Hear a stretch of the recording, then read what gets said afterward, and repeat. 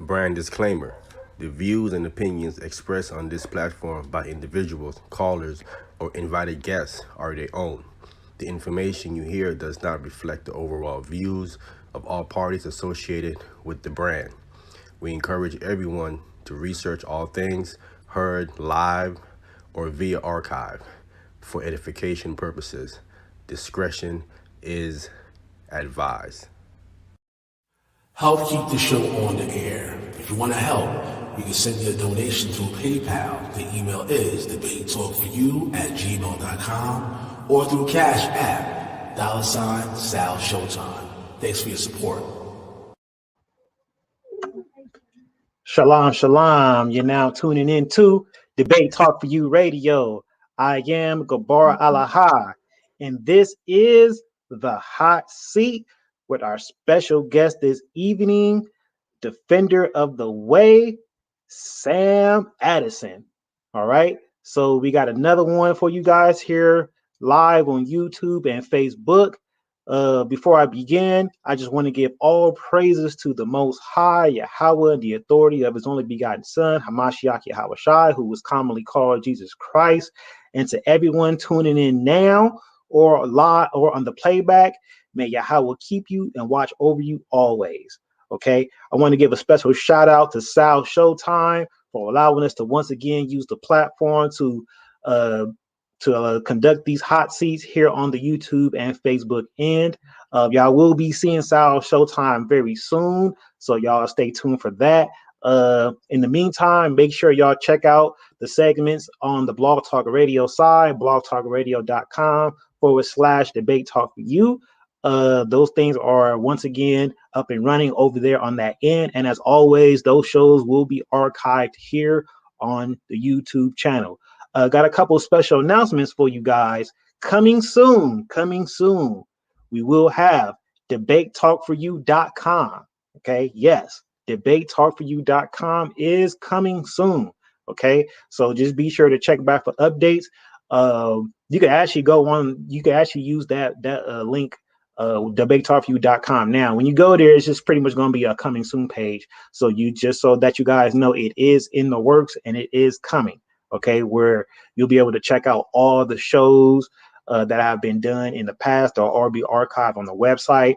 Also going to try to incorporate it to where the live streams will be on the website, so that people can go there. It'll still be live on YouTube and Facebook as well, but we definitely want to try to have a website for Debate Talk for You, so that way in the event that YouTube or Facebook decides to shut things down, you guys can still go check out all that good content.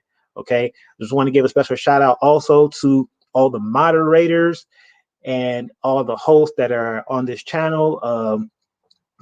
Peace to you guys, and I'm pretty sure they're going to be in the chat tonight, making sure things are conducted. All right. So before I bring my special guests in, I just want to let you guys know that the link is in the chat already. So if you guys want to go ahead and come backstage, get ready to ask this brother some questions. You guys can go ahead and do that now. As always, Debate Talk for You does not condone any foul language, any name calling, or any disrespect. If those things occur, you will be removed from the platform immediately. So let's keep it clean. Because Debate Talk for You takes great pride in maintaining integrity for this platform. All right. Without further ado, I'm going to go ahead and bring in the guest for this evening. All right. Defender of the Way, Sam Addison, you're live on the air. Say what's up to the people. Shalom, shalom, shalom, shalom to all of the way walkers out there and the ger that sojourn with us. We say peace, which is shalom. We say all praises to the Most High in and his son, Yahusha HaMashiach.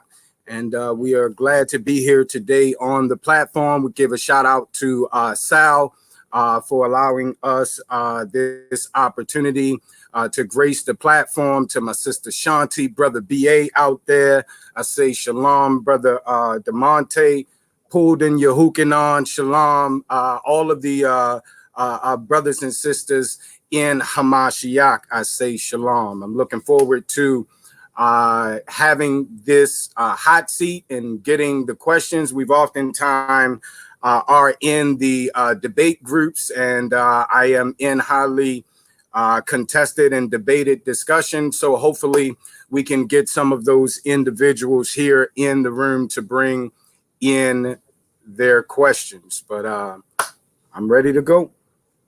All right, all right. So before we get this thing started, do you got any special events, any websites, any sources, or anything that you got that you want anybody to check out? You can go ahead and plug those in. Oh, okay, cool. Right. You guys certainly want to avail yourself of the defenders of the way, like it's spelled on my name on this screen here. Defenders of the Way. We're on YouTube and Facebook. We're always there dealing with the Hebraic aspects of hermeneutics, getting into the philology, the culture, the philology being the language, the linguistics, the historical and cultural context of the written book that we call the Bible. So we got an awesome series going on right now, dealing with the miseducation of urban apologetics. And we're dealing with doctrinal topics and issues, some of which has been debated has been being debated for thousands of years. And so we're dealing with those with all of the new nuances in biblical academia, archaeology, linguistics, and all of that. We take that and apply that which we have now, which they didn't have 500, 1,000, 2,000 years ago, applying that to the biblical text in order for us to get a clearer understanding. And so that's what we're doing. We're helping building brothers and sisters up financially as well on that end. We have a full service financial services firm, consulting firm. We do real estate as well, credit enhancement, repair. So we got a lot of things going on to try to minister to the people. So if you want to reach out to us, you can reach out to us at Defenders of the Way at gmail.com. Also, we're on YouTube. That's the Defenders of the Way, DOTW Ministries, which is Defenders of the Way Ministries, and Defenders of the Way on Facebook as well. We don't have a website up as of yet, but we're in the process of doing that. All right, family. And as always, some of that information that he just talked about, you can check it out. It is in the description on YouTube and on Facebook. So be sure to check out those links in your free time. After tuning in to here, make sure you go check out the brother. Okay. All right. So before we get started, just going to go ahead and lay the ground rules of how things are going to go tonight. As always, here on Debate Talk for You, anytime a guest comes on and gets in the hot seat, they have to stay in the hot seat for at least 60 minutes. Okay. And at any point, if that guest wants to move on to the next person, they have the freedom to do so. Depending on how many people we have come on tonight, we will definitely be enforcing the 7 minutes. If we don't have too many people come on, I'll let it go a little bit longer.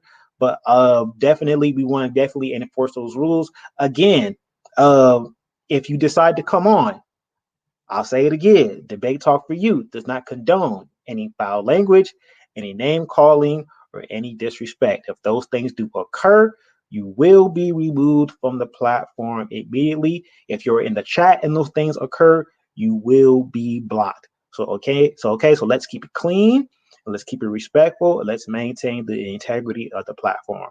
All right. So without further ado, I'm going to go ahead and kick this thing off. All right, brother. Are you ready? Are you ready? I'm ready, bro.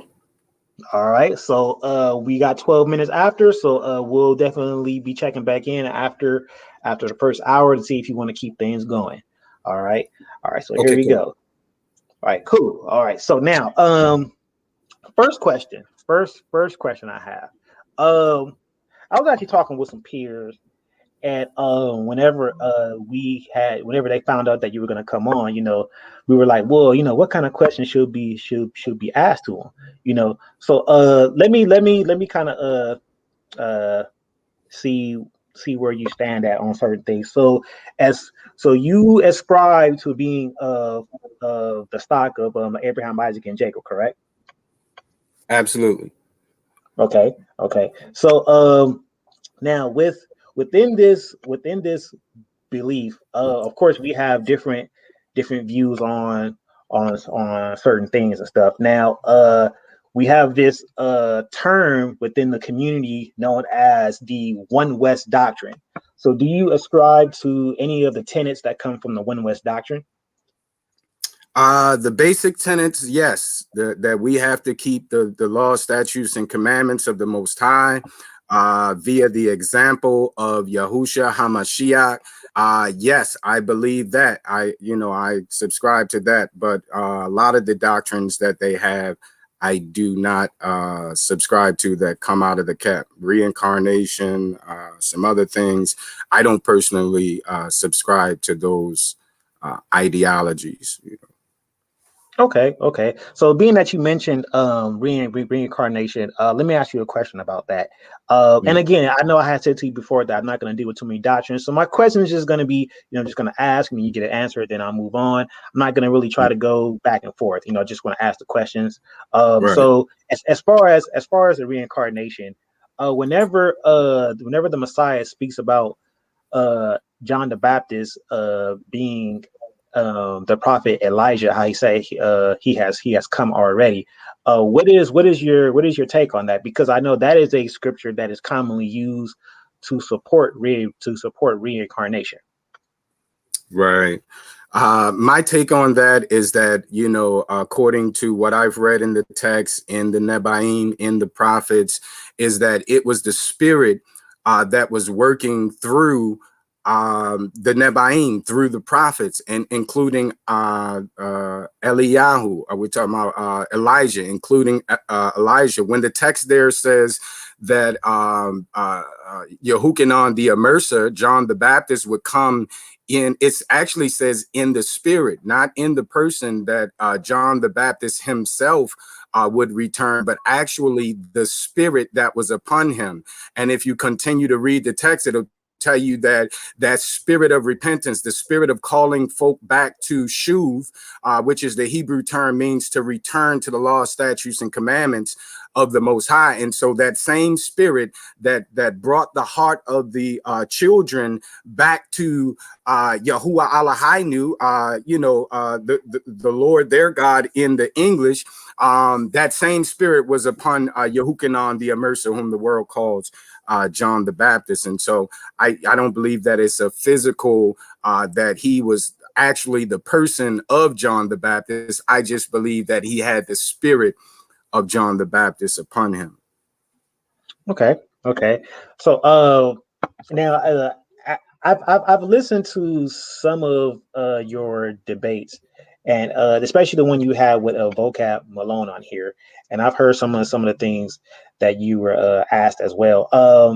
I wanna ask you about the nature of the Messiah.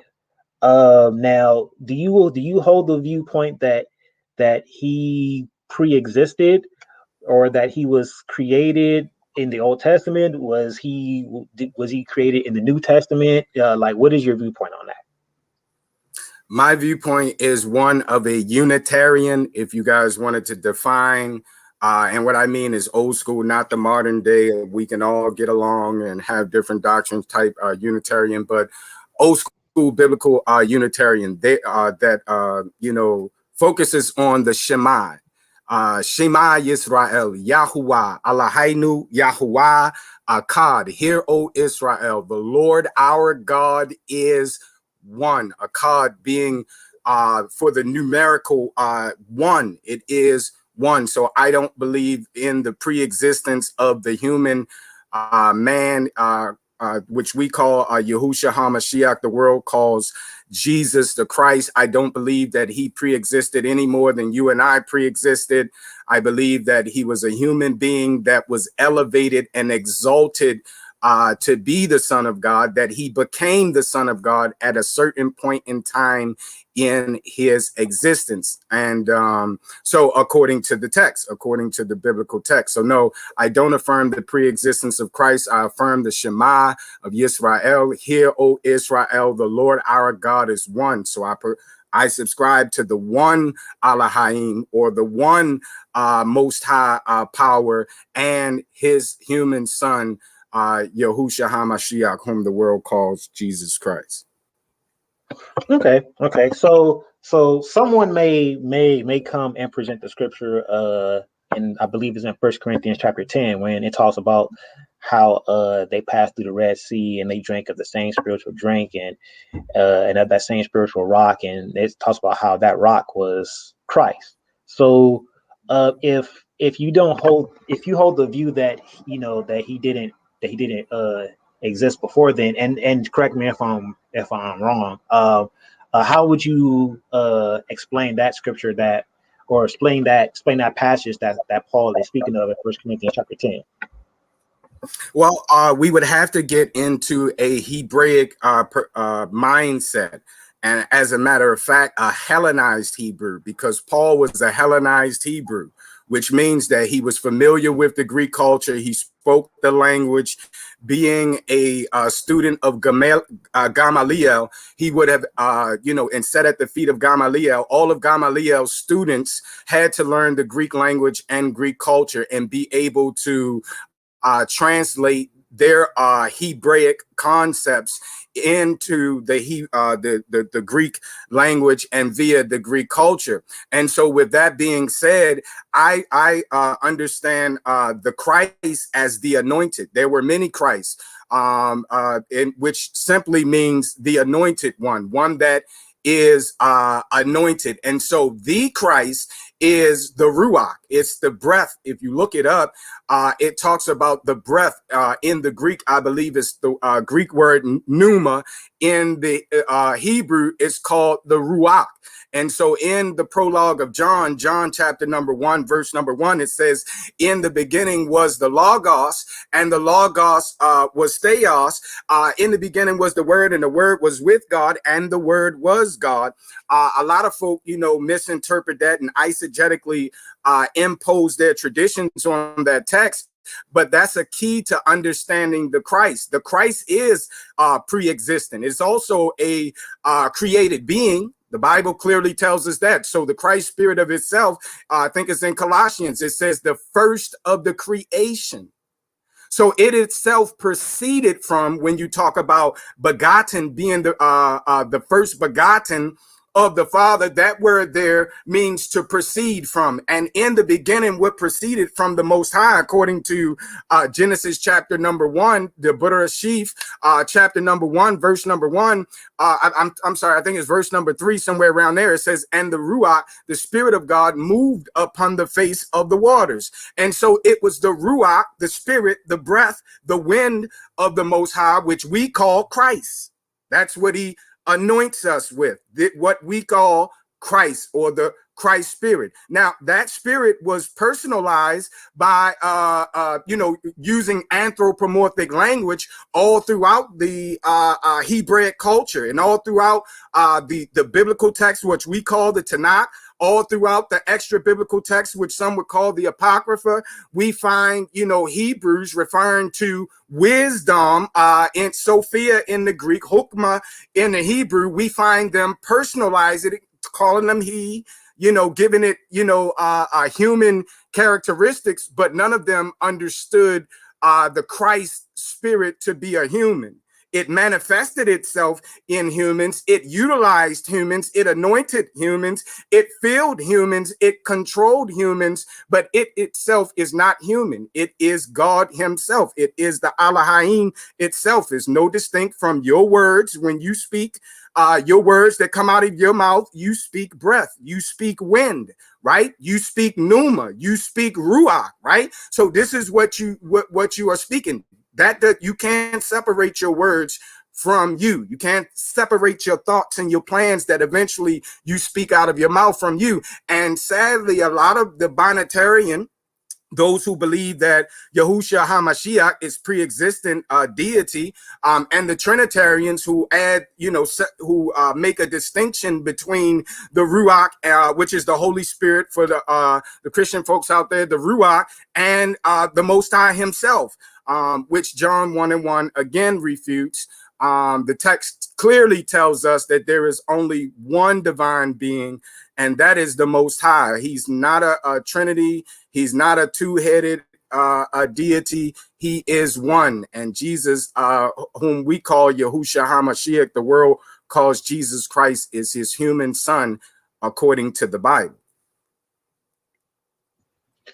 All right, all right. All right, you guys. The link is in the chat. It is posted again. If you want to come in, ask your questions. The brother is once again in the hot seat. So this is your time to come in and ask those questions. All right. So once again, the link is out in the chat, and you can go ahead and join us live at this time.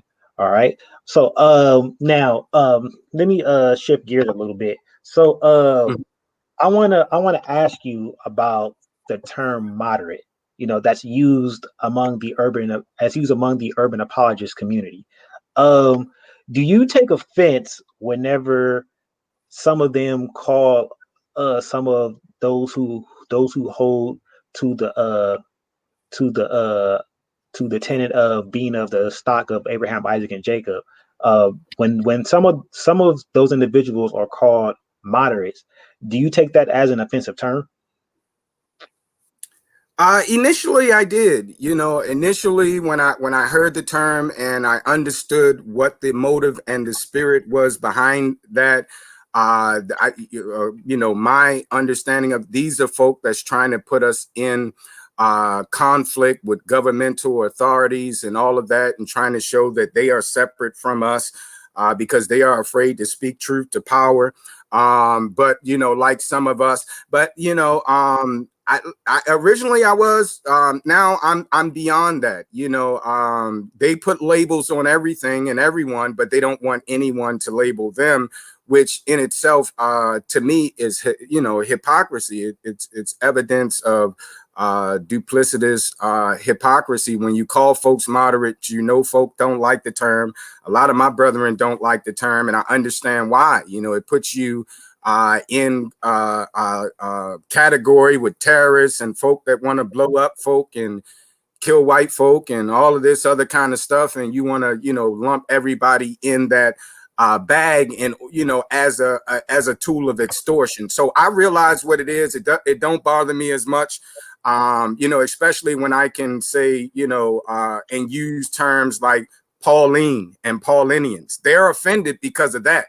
And these are actual terms that scholars coined, critical scholars in the 18th, 19th century, to make a distinction between, the Pauline Christianity of the 2nd century that was created by the Greco-Roman Gentile church fathers, and the faith, which they call early Christianity. Scholars, I disagree with that term, early Christianity, but it is out there, and that's how they refer to the faith of the apostles and their Talmudim, or their disciples. And so, so I generally, when they do that, I'll say, okay, well, you're a Paulinian. You're calling me names. I'm like, no, actually, the scholars said you're a Pauline Christian. You're a Paulinian. Look it up. Google it. Don't you know, your religion? So they'll get offended at that, which lets me know they know that it's wrong to place these categories on folk. But hey, that's the culture that we were, that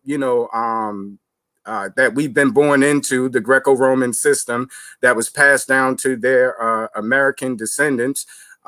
and they got to label everything. And so in order to feel control, so it doesn't bother me as much as it used to. You know, I just try to stick with the issues and don't get caught up in all the titles and all of that stuff. All right. All right. So once again, the link is in the chat, you guys. If you guys want to come on and ask your questions.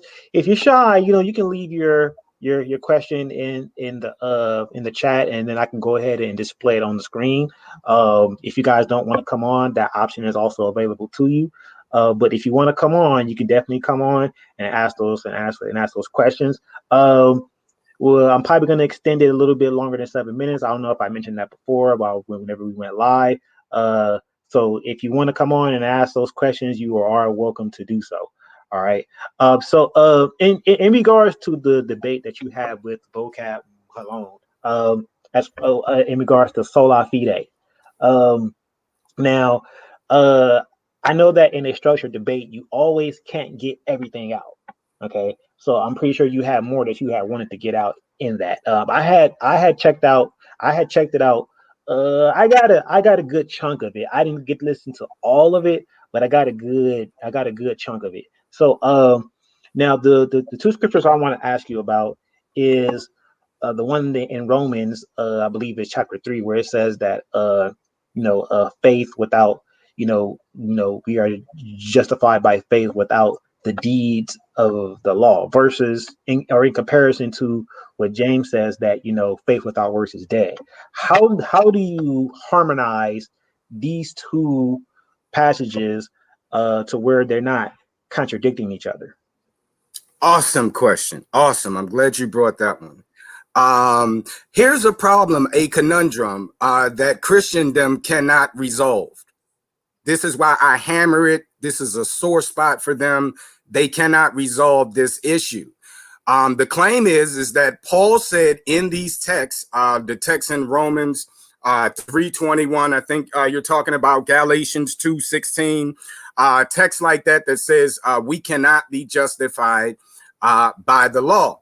Whereas James says into James 2, chapter number 2, he said that we are justified by the law. All throughout the Tanakh, that's the Hebraic understanding of justification. It's the Hebrew word zadik, right? And so it means to walk in a straight line. When you go back to the when you do an etymology and you go back to the origin of the word, it means to walk in a straight line consistently over time. That's the concrete definition. The abstract definition to Hebrews, ancient Hebrews, which would include those that wrote the biblical text, including Paul, would have been to obey the law. It's just that simple. We find that in Tyndale's translation, William Tyndale, which was the first English translation that was widely published, that was based off of the original languages, as opposed to modifying and updating Latin and English texts and stuff like that. They went back to the original Greek and Hebrew. And Tyndale says that righteousness, which is synonymous with justification, or zedekah in the noun form, I believe that's the noun form of it, zedekah, righteousness, zadik, righteous, and just, those words are the same. The Hebraic understanding of that we find in Devarim, Deuteronomy chapter number 6, verse somewhere around verse number 24, number 25, where it says, and it shall be our righteousness if we observe to do all these things that's written in the law. When we go to Yeshayahu, I believe it is, the book of Isaiah chapter number 48, somewhere around verse number 18, 15 to 18, the Most High said, oh, that you had listened to my commandments.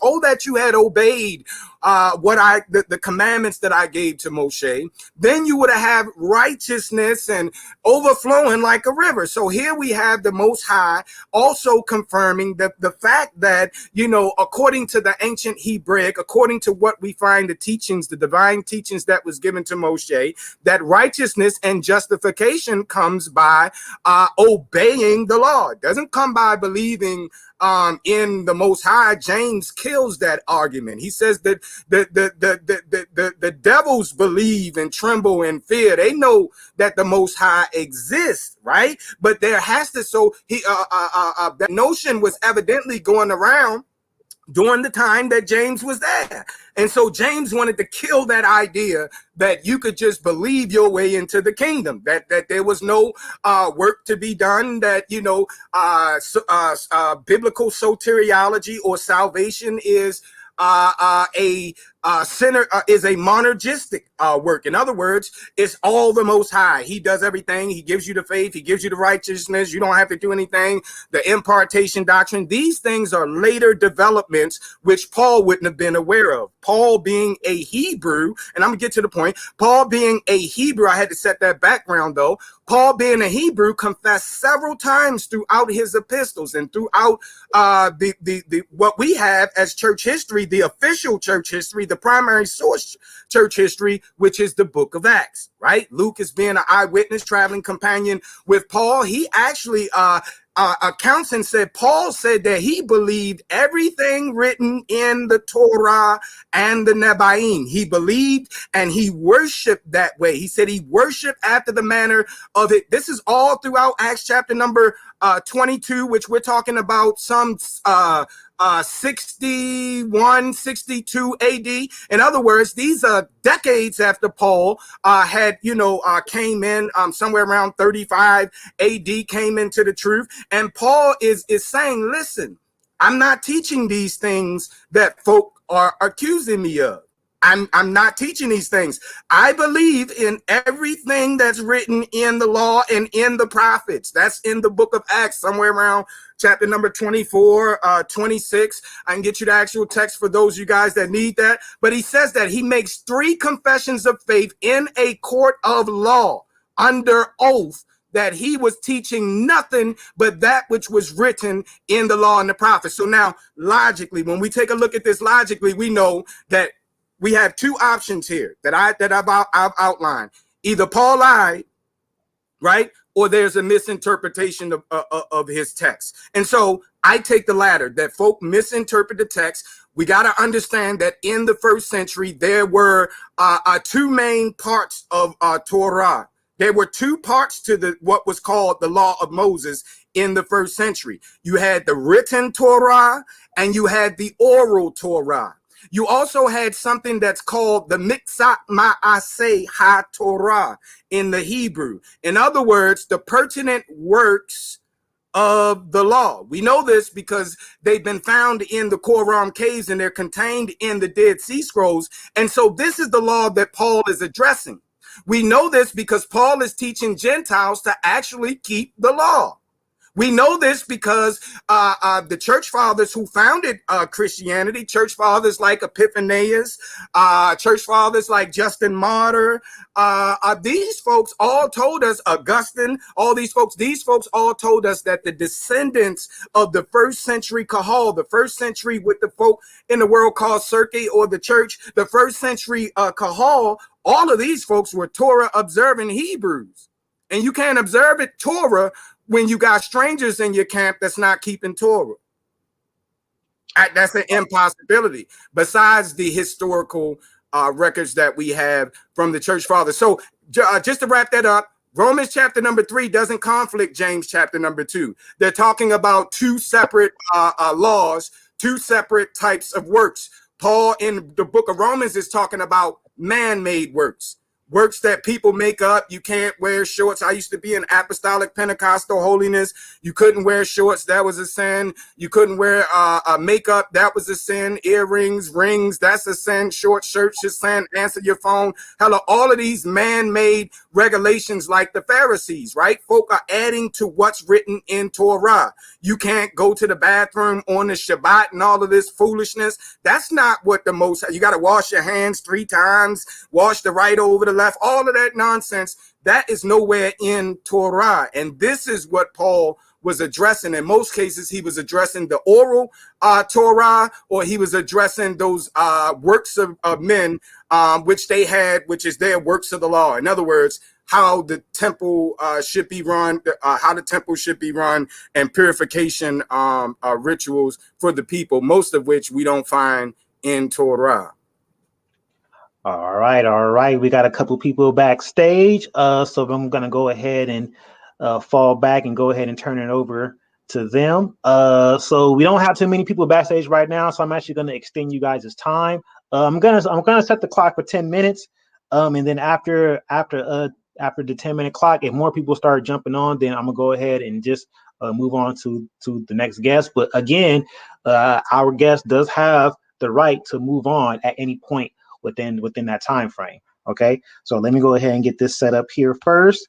All right, and then I'm gonna bring on the first person. We got Jedediah Ben Judah. Jedediah Ben Judah, you're live on the air. And let me go ahead and get this clock set for 10 minutes. And your time starts now. Shalom, shalom.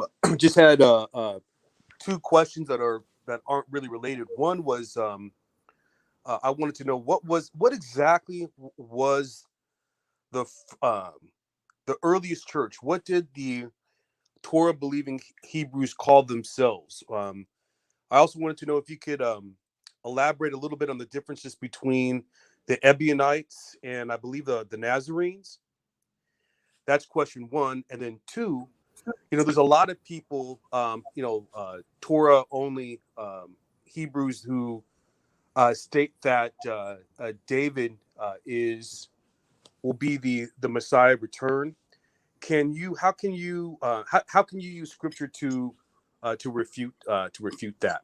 And those are my two questions for you. Shalom. Okay, give me the first one again, bro, because you said a lot. I think the first one had like 3 parts. What did the first century followers of Hamashiach call themselves? Was that it? Correct. Did they call themselves Christians? What did they call themselves? And also, can you tell us the difference between the Nazarenes and the Ebionites? Okay, cool, bet.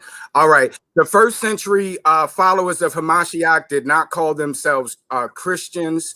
That's a misnomer. The term in the ancient manuscripts was Christian with a E, Christian. When you look in the extra biblical writings like Tacitus and folk from the first century, they didn't refer to no Christian, Christian.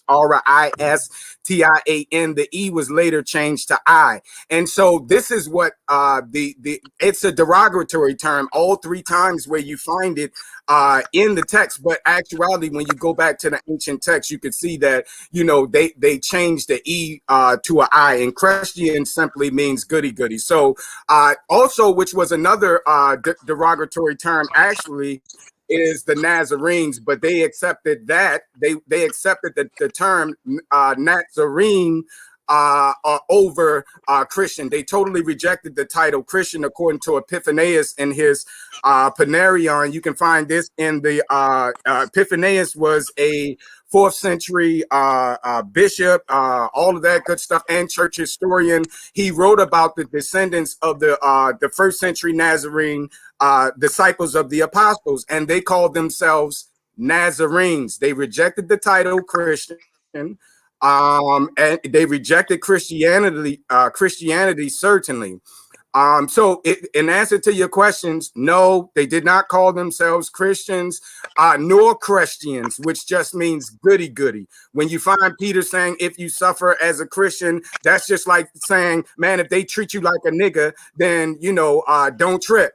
We don't call each other niggas. That's not something that we do, but that's something that folk that, our detractors that, are being condescending, they're using those terms in a derogatory meaning. And so, all of those terms is a derogatory sense, and by which, according to those that founded Christianity, like I said, the source for you guys is Epiphanius. It's called the Panarion, Panarion, or the medicine chest or something like that, if I recall correctly. It's from the 4th century church father Epiphanius, and he definitively says that they did not call themselves Christians. They rejected the title Christian. They called themselves a Nazarene, just like I do. Now, what happened is the Nazarenes and the Ebionites used to be one sect in the 1st century. This is why a lot of scholars call it Nazarene Ebionites, or the Ebionite Nazarenes. This used to be one sect in the 1st century. They split, from what information that I have and studies that I've done, they split over the virgin birth and over Paul. some other minor things, but these are the major issues that they have. The Nazarenes held to the virgin birth. The Ebionites said, no, Joseph is the father, and you guys have lost your mind. And the Ebionites also said that Paul, the apostle Shaul, he was a heretic. He was much like we see today. We have that in the same thing in the community. A lot of us way walkers that have a foundation, we all agree that we keep the commandments and all of that good stuff, that we've been tricked and lied to and bamboozled through the Christian religion. And so therefore we awoke to that. But you find some that say Paul is an apostate. Paul lied. Paul, spoke against the text. These are the threads and the spirit of the Ebionites. Then you have those of us that say, nah, Paul ain't lie. You just don't understand Torah. And so that was in the first century as well. They split over that, and that was their issue. But they still all maintain basic core doctrines and principles, the keeping of the commandments, through faith in Hamashiach and all of that kind of stuff. They had the basics in place. They didn't deify Christ. They were all adoptionists Christologically. So they believed that Jesus became the divine Son of the Most High because of his obedience. That's according to the writings of the church fathers themselves, besides what we find in the biblical text. Thank you for that answer. Okay, right on. Thank you for that. That clarified. Okay. What was the second one, bro? So one of the main divisions between in Israel right now is those who ascribe to the old and the new, and those who are just Old Testament only. And the ones who are Old Testament only, they seem to be pretty unified in saying that they believe that the Messiah, when the Messiah return, is going to be King David. So with that being said, what arguments using Scripture and your understanding can you use to refute that argument or support it? Thank you very much. Tehillim 110, chapter number 110, that's Psalms for the Christians out there. Psalms 110 and verse 1 through like verse 5. If you take a look at that, Dawid himself is speaking, and he says, Yahuwah says unto my Adonai. In your English, it's going to say Adonai says to Adoni, which is my Lord translated into Hebrew. Sit at my right hand until I make footstools of your enemies. So Dawid himself is speaking of the Mashiach.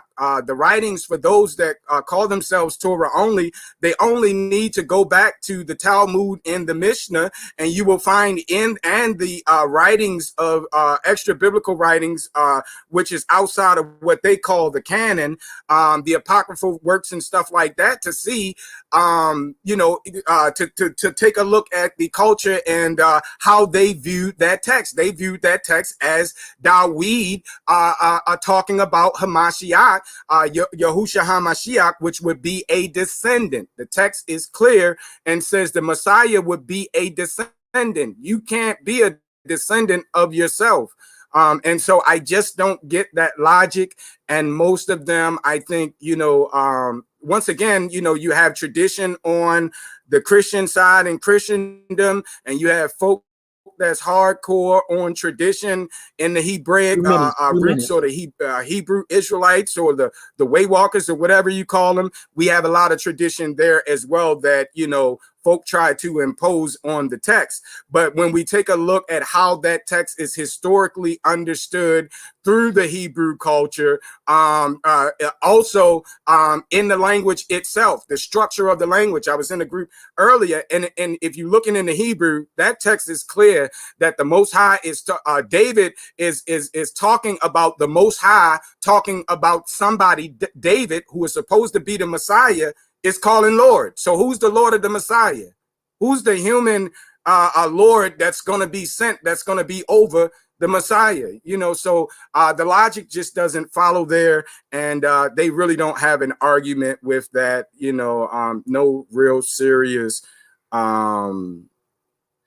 academics or scholarship would even support that. Common sense doesn't even support that.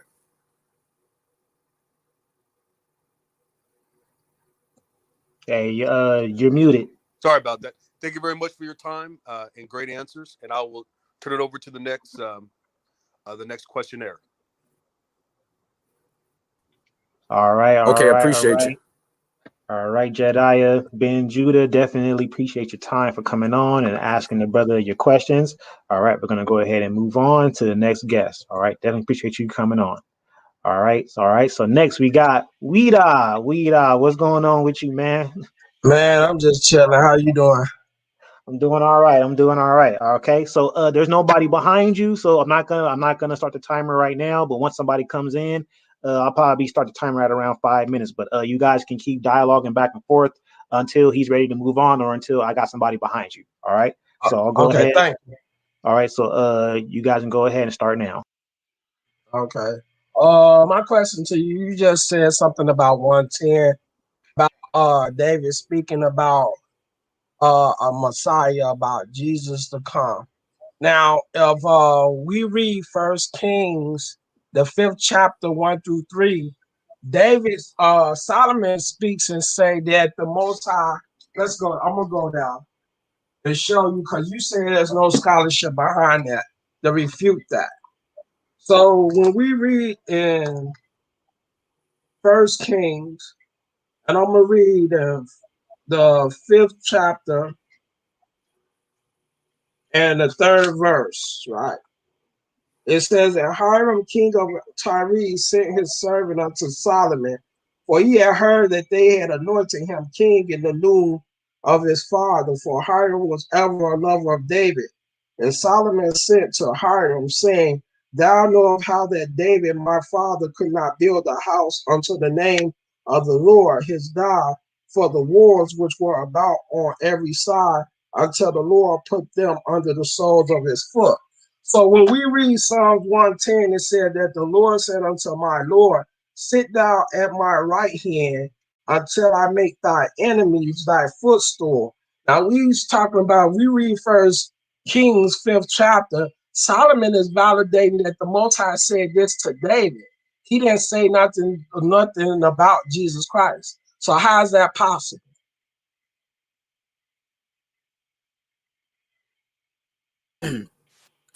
I'm not sure what your question is, bro.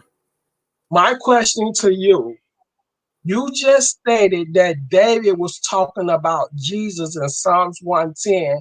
When we read in First Kings, the 5th chapter, Solomon is validating that God told David to sit at his right hand while he make his enemy his footstool. So how can Psalms 110 be referring to Jesus if this is what Solomon is validating what God said to David? Okay. Cool. I think I understand your question. Okay. First of all, in order to exegete Psalms 110 and 1, we don't run to First Kings, the 5th chapter. We have to deal with what's stated in Psalms 110 and 1, right? So we got to deal with what's there. In this text, this is a Psalm of David. I don't know if you could read the Hebrew or parse the text. I can read a bit. I certainly can parse the text. Certainly parse the text there. So the speaker here is David. David is saying that the Most High said to his Adonai. Who's the Adonai here should be the issue. Who's David calling my Adonai? He's talking about the Most High. The Most High is in the first verse. The Most High is Yahweh says unto my Adonai. In the English, But it would see, say, okay, in Psalms Adoni, 110, my Adoni, not Adonai. In the text, okay. in the English, it would say it would say Adonai, but actually in the original language, it says Yahuwah, the Yun He Vav He. The Tetragrammaton says to my Adoni, which is We're not my Lord. talking about a tetragrammaton. We're talking about what's being stated in the verse. That don't have nothing to do with a tetragrammaton. That don't got nothing to do with no Hebraic state. When we read up in the scriptures, tell us to go from precept to precept in order to understand the word of God. So again, we can go to First King, the 5th chapter, because Solomon validates that God told David to sit at his right hand while he make his enemy his footstool. We don't Okay, deal cool. with Let me your let me tetragrammaton is something that's okay. never been heard of. It doesn't matter, bro. It doesn't It matter. What does we're matter. It does matter because we can I got to finish? have an understanding of what's being said. Okay, I'm gonna let you finish and then I'm gonna go. So we don't have Okay, confusion. Go ahead. that's an understanding, a clarification about who's talking, who's saying that. And for one, in Psalm 110, that is not David speaking. David had scribes that wrote about him. If you read in First Chronicles, the 16th chapter, you could see that it was Isaiah, and we read in First Chronicles 16, David said he had scribes that wrote according to his biography. So when we talking about, he said, the Lord said unto my Lord, sit thou at my right hand until I make thy enemies thy footstool. Who ever referred to David as Lord? Okay, cool. Now, in this text, there's a consensus in scholarship of who this no scholar, Hebrew ones, Christian ones, Arab ones, no scholar, none, zero. Nobody who can read this language in the Hebrew that can actually read Hebrew, right? I Hebrew can read don't have it. nothing to do Can with I that, can I bro. finish? Can I finish? Can I finish? When we're talking about exegeting a text, interpreting a text, whether it be a paragraph in a English novel, a paragraph that somebody wrote in school, it don't have to be the biblical text. We have to establish a few things. Who's doing the talking? Who's being spoken to? And in order to know that, we look at subject, verbs, and predicates. And this is called philology, how the text relates. When you look at the structure of this text, it is clear that it's David speaking. You will not find one credible scholar that says it's anybody other than David, Dawi. And besides that, we got the historical evidence of how it's been translated throughout the Hebraic culture. We have the Talmud and the Mishnah with all of the writings of Yehuda ben Nasi, all of these folks that tells us that this text is Dawid. This is why it's called a Psalm of David, not a Psalm to David, about David. This is one of the now, this is what has been traditionally held as a Psalm of David. So once we establish that, that kills all the rest of the arguments. Once you go Nah, grammatically, that don't kill the argument. let me finish. Once you find out grammatically that Dawid is the speaker, David is doing the speaking here, according to the grammatical structure in the Hebrew and in the English. I mean, it's clear in the English. There's a consensus. Nobody speaks against. This is Dawid actually speaking, and so therefore Dawid cannot be speaking of himself, calling himself my Lord, speaking in the third sense. So that Against in that itself, is and not there's other David's. senses. Say again. That's not David's. Okay, prove it to me that it's not David speaking. Grab me a Okay. source that says this is not David speaking. Okay. Incredible. No, I I'll wait. want to go to First Chronicles 16, and we talking about scribes that wrote about David. It says, let's go. Glory ye to the holy name. Let the heart of them rejoice. Seek the Lord in their strength. Oh, ye see, he is be mindful. Okay. If you look up in the book of Psalms, and if you read up on the fine print, like I say in Psalms 1:9, you see to the chief musician, Psalm of David. And this is what people don't look, because if you look at the small letterings up on those scriptures, it tells you who is writing, who is speaking. You see what I'm saying? This is what people don't look at. So Right, when you see right here, if you look at Psalms 10, who does it say is writing that? And it said a psalm of, David. Right. A Psalm of David means belong. If you know your of, what does of mean? It comes Well, from, right? In the Greek and the it's a Hebrew psalm and in the of English, David. right? Right? Greek, English, and Hebrew, it We means it don't comes deal from. with Greek. Where you get Greek from? Listen, did you hear what I said? I said the Greek, English, and Hebrew. So it either one, either way, the Arabic, wherever you run to, it's gonna mean a Psalm of David. That's my point. Okay. You talking about, you said the Greek. You said the Greek English. Why do you use the Greek English?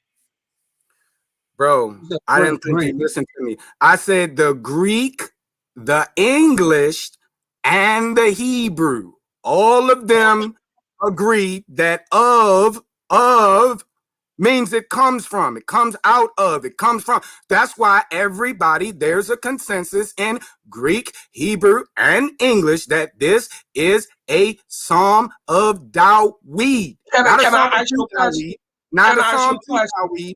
And that Was being the fact, David? go Can I ahead. ask you a question? Was David ever referred to as Lord? 2 minutes. 2 minutes. I'm sure he was. Okay. He was the king. Okay. Abraham was So referred to as Adoni. as Lord, right? And who Right. referred to? Who called them Lord? Sarai called him Lord, his wife. Okay. Who called David Lord? I'm sure a lot of his subjects called him Lord. You said Sarah. Now, if you read 1 Samuel 25, Abigail referred to David as Lord. When David sent his servants to pay to Nabal to pay taxes, which Nabal refused, well, David had to come himself to kill Nabal because he refused to do what was told to him. And it was Abigail who was the one who gave the tithes to David. And if you read up there, 1 Samuel 25, Abigail referred to David as Lord. If you look at Okay. Shemaiah in 1 Samuel 16, Shemaiah was from the tribe of Benjamin. He referred to David as Lord. Okay, bro. Okay, we going way off. There's a lot of people called Lord. Abraham was called Lord. Dawid was Okay, called but we're Lord. talking about a king. We're talking about a Right. king. But let me ask you a question here before we move on, because the comments in the comments section they're saying move on because I've already quite answered your question and I agree. No, you But didn't. You didn't answer my question. okay, here in Tehillim 110 in the Hebrew it says Yahuwah. Yahuwah, that's the Most High. Or if you don't deal, whatever you call him, Yehovah, whatever you refer to as the Most High, whatever divine sacred name you use for the Most High, that's referring to the Most High. The Most High said to whoever is speaking, which is Dawid, we know that, we've already established that, there's a consensus, spoke to Dawid's Lord. There are two separate, one is Adonai, and the other one is Adoni. There's a difference. Adonai is exclusively used. It's never used for another human being on the planet or ever existed. It only refers to the Most High Elohim, Yahuwah, right? Adonai has been applicable throughout the biblical text. Abraham was called Lord. The kings was called Lord. Your wife might call you Lord. That just means master or ruler or what have you. It does not. It is not indicative of the Most High. So I think you have some fundamental issues there where you need to identify who's doing the speaking in the text, who's being spoken to. And there's already a consensus to that fact, as I illustrated. But thank you, bro. I appreciate you for coming on. All right, weed out. We had somebody come in behind you, so I had to go ahead and start that timer. So we're gonna definitely appreciate your time. Again, people, if you wanna come on, just be sure we keep it clean, keep it respectful. Debate Talk for You does not condone any foul language, any name calling, or any disrespect. A violation of these things will have you removed from the platform immediately. Weed out if you want to come back in. As long as it doesn't get full backstage, you're more than welcome to jump back in line and come back in. It's not just a one-time deal. All right. So but we're gonna go ahead and move on because we do got somebody behind you.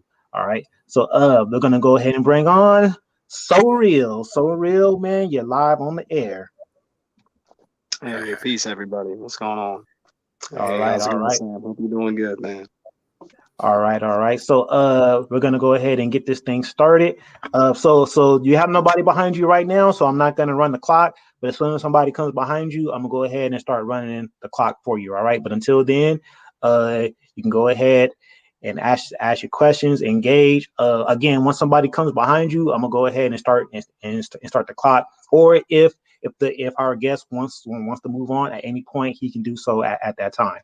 All right. So I'm gonna go ahead and drop myself out. And you can go ahead and begin. Okay.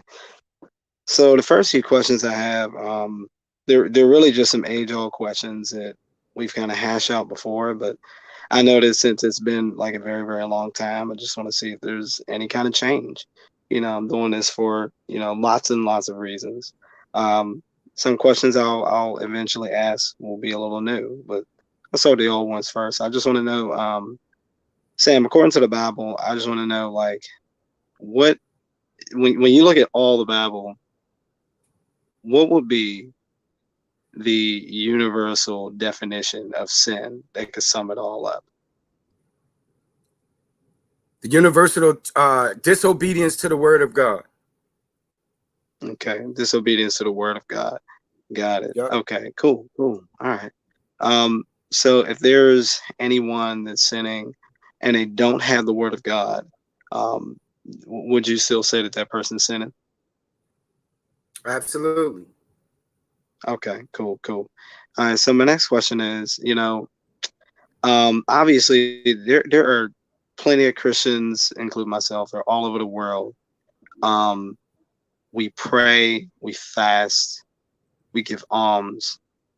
We literally try to be disciples. We try to spread the gospel.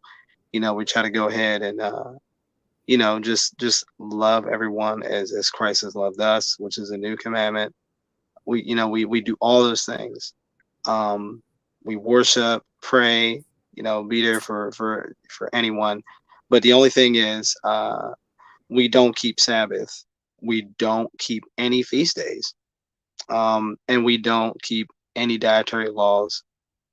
And we don't keep any, what was the other one? Sacrifices, of course. So I just wanted to know, would people like that, would Christians like that still go to heaven? Yes or no? Well, first and foremost, I'm not the judge. I can't put anybody in Shemaim, the heaven, or Hades, or what have you. I don't have that position. What I do have the authority to say is that the Christians that I know, you included, are not a disciple of Hamashiach. You are not following the life or teachings of Christ. You're following man-made ordinances and traditions that came in the 2nd century from the Greco-Roman church fathers that created your religion. So I would say, I can't say that you're going to heaven, you're going to hell. The Most High is sovereign. He does what he will. I will say that it is written in the text, because I don't know your heart. Maybe the individual, I could be judging after the flesh. Maybe, you just caught up in what you believe in, but your heart is honestly in doing the right thing. I can't judge that. I can judge your actions, though.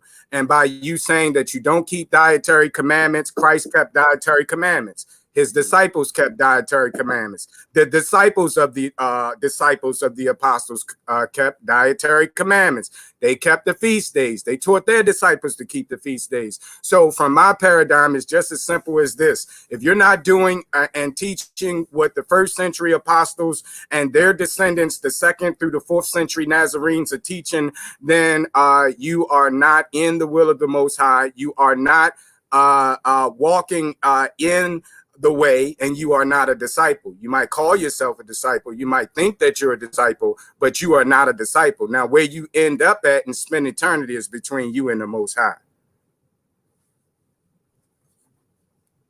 Okay, so but before I try to re-ask the question, I just wanted to kind of point out, I guess, a few. I'll just point out some things.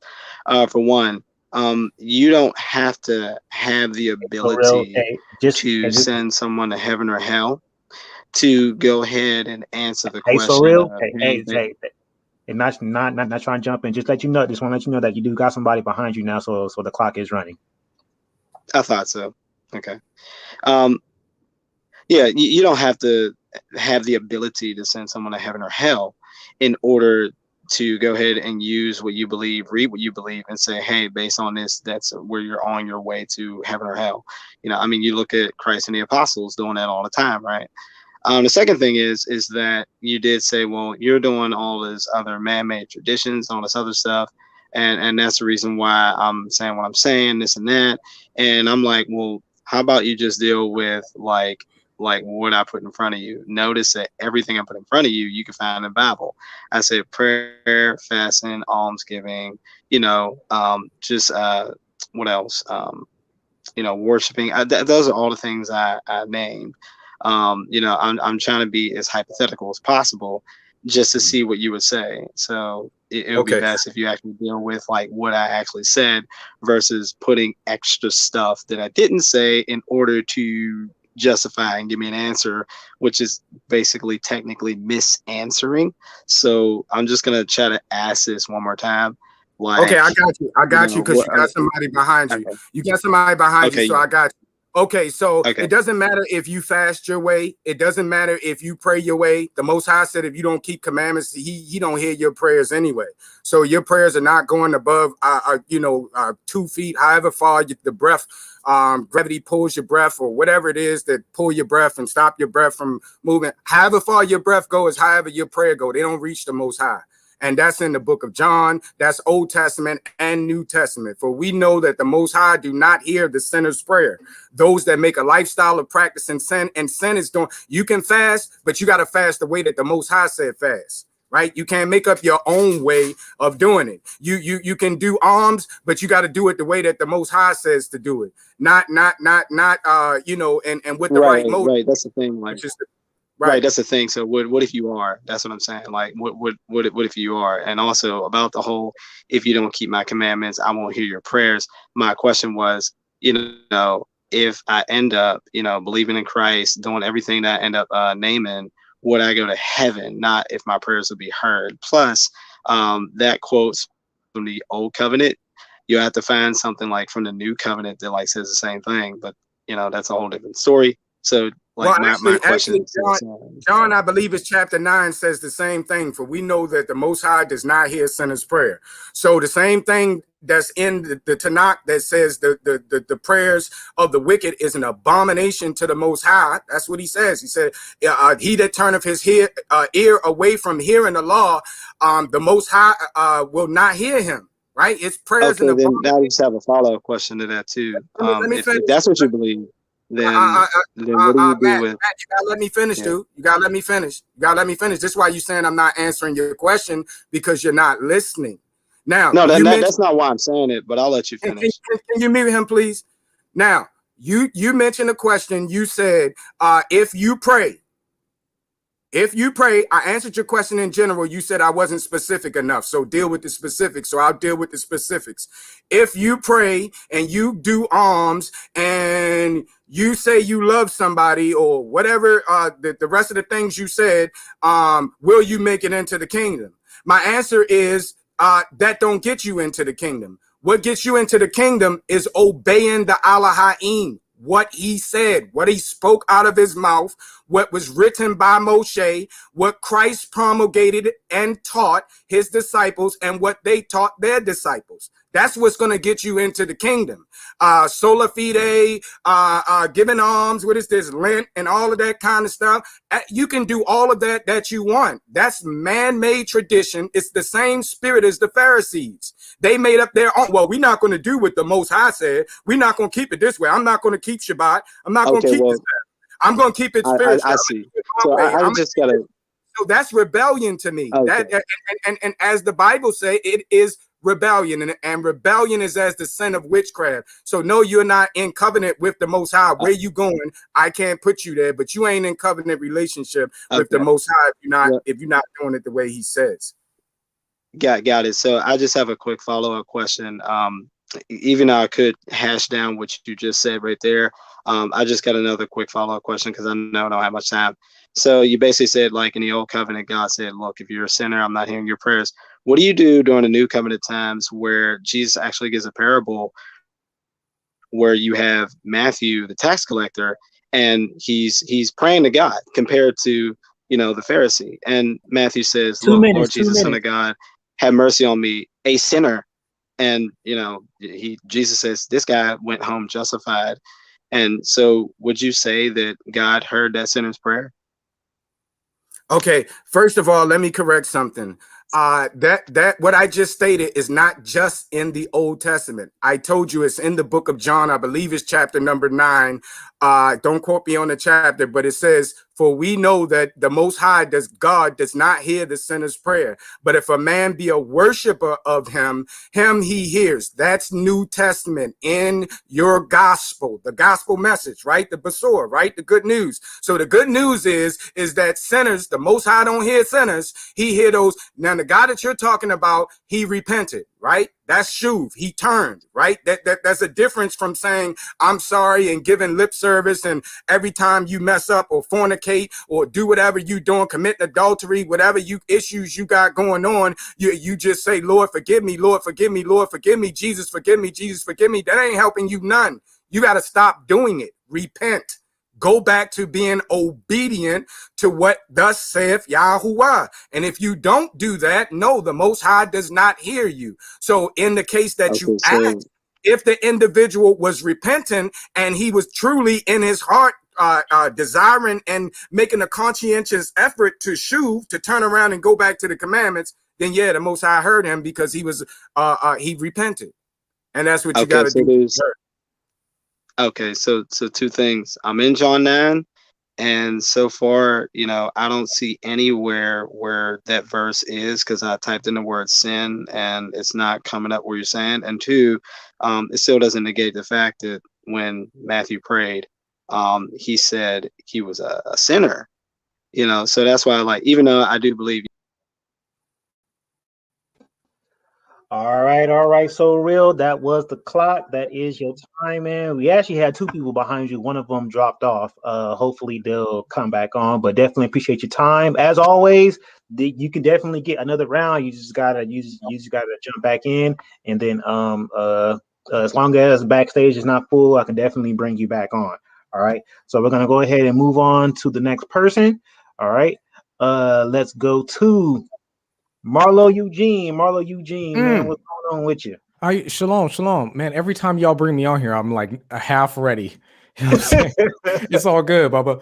And I might be one of those individuals that might have to come back on because I got a couple of questions that I wanted to ask the brother on here. Right. Well, as of right now, you have no one behind you, so I won't start the clock. But okay. Well, if it happens, somebody... Bubba, I already know the program. If I get kicked off, I know what's up. All right, cool. So you can go ahead and begin now. All right. Shalom, brother. First off, coming to you with peace and blessings. Hold on 1 second, bro. I'm sorry to cut you off, bro. Give me 1 second, bro. Go ahead. For those of you guys that's out there, please don't start this time, bro. So real just said it's not. He looked in John chapter number 9. Maybe this is why the brother has problems, because he can't, properly find the text. But the text is John 9:31. Now we know that God heareth not sinners, but if any man be a worshiper of God and doeth his will, him he hears. It's in Yehukanan chapter number 9. Like I said, I don't know why he couldn't find it, or maybe he was gaslighting, but that's cool. I appreciate your call, so real.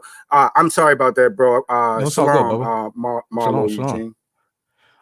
So I'm calling because I wanted to ask you a couple of questions about your disposition regarding Christ. I'm prepping for a debate on the Trinity with Elder Mike and about another week or so. And what I do is I typically go back through all my expository and I start, seeing if I need to update anything. Yeah. And it's interesting, man, because as I'm going back through my notes, I've been on both sides of the fence, right? I've been on the one side where I look at texts that seem like they suggest pre-human existence, and I've said to myself, okay, this is merely prolepsis, foreknowledge text. But then it's like I'll oscillate and I'll go to the other end where it's like, okay, now these seem like they're literal pre-human existence texts. And now, if I'm just going to be honest with you, I'm biased, right? Because I don't want to believe anything that's hyper influenced by the Greco-Roman Christendom disposition. Yeah. And I know that they have a doctrine on incarnation. But if you go to a text, right, I'm just going to give you a series of texts and I want to see how you would respond to this. Is that cool? Sure. Okay. Yeah. And I'm not going to have too much pushback. I just really want to see how other people would unpack this. Okay. So first, let's go to 1 Timothy chapter 6. Yeah. And then let me know when you're there. I'm there, bro. Okay, and so I'm going to read verses. Yeah. Okay. So 15 through 16, I just pulled up the first version that came to me. If yours says something different, by all means, correct me. Which God will bring about in his own time, God, the blessed and only ruler, the King of kings and Lord of lords, who alone is immortal and who lives in unapproachable light, whom no one has seen or can see. To him be honor and might forever. Amen. Right. And then you go to another text, 1 John 4:2. Or not 1 John 4 and then 12, I believe. Yeah. And it kind of reiterates the same idea. Yeah. No one has ever seen God, but if we love one another, God lives in us and his love is made complete in us. Now, when I go to a text, right, like John chapter 6, after looking at those two, yeah, and we go to verse 46, and we know what this text says, right? Yeshua says, no one has seen the Father except the one who is from God. Only he has seen the Father. Very truly, I tell you, the one who believes has eternal life. He's talking about himself, right? In a text like that, and there's others like it, man. I mean, I could go to John chapter 1, verse 18, and he seems to be using very strong language. Yeah, verse 18, no one has ever seen God, but the one and only Son, who himself God, I know this text is completely jacked up, is in closest relationship with the Father, has made him known. How would you exegete text like that in light of the idea that Christ might have had a pre-human existence? Okay, now we have some fundamental things here. Christ is the pre-existent spirit of the Most High. John 1:1, the prologue tells us that in the beginning was the Logos, the Word, Christ was in the beginning, and the Word was God. And so you can't separate it from the Most High. So it pre-existed the creation. The first thing that existed was the plan of the Most High. This is what is referred to as the B'nai Elohim in Hebraic culture, the son that Sons which of God. precedes. Right. That, and when you look up B'nai, it's the bet in the Hebrew. It's the house, and for Bayat, and then you have the Nun. The Nun is the seed. The seed represents the continuance of the lineage, the continuance of the house. And so a son is one that continues the house. It comes out from the father of the house, and it as the son continues the house. And so the Most High in the beginning, when it talks about the who have seen the only son have seen him, the text that you mentioned, that's in reference to the Ruach, the word which proceeded from the Most High, which is personified in which we call scholarship called wisdom language. And so this is why you have those texts. It is not talking about Jesus himself. Now, that Christ spirit anointed and filled up the human whom we call Jesus, right? It indwelled him, it anointed him, it was upon him. And so therefore, this is where you get the term, and it became flesh. But Jesus himself did not pre-exist. Jesus was born circa 4 BC. And we could prove this by going through the pre-literary. What you want to hit Mike with is these pre-literary Christological traditions that you find in the biblical text itself. Acts chapter number 13, I believe Acts chapter number 5. If you get with me, I'll give you the whole list. And this is where during Peter's gospel message, when he first spoke, Peter said that Jesus became the Son of God.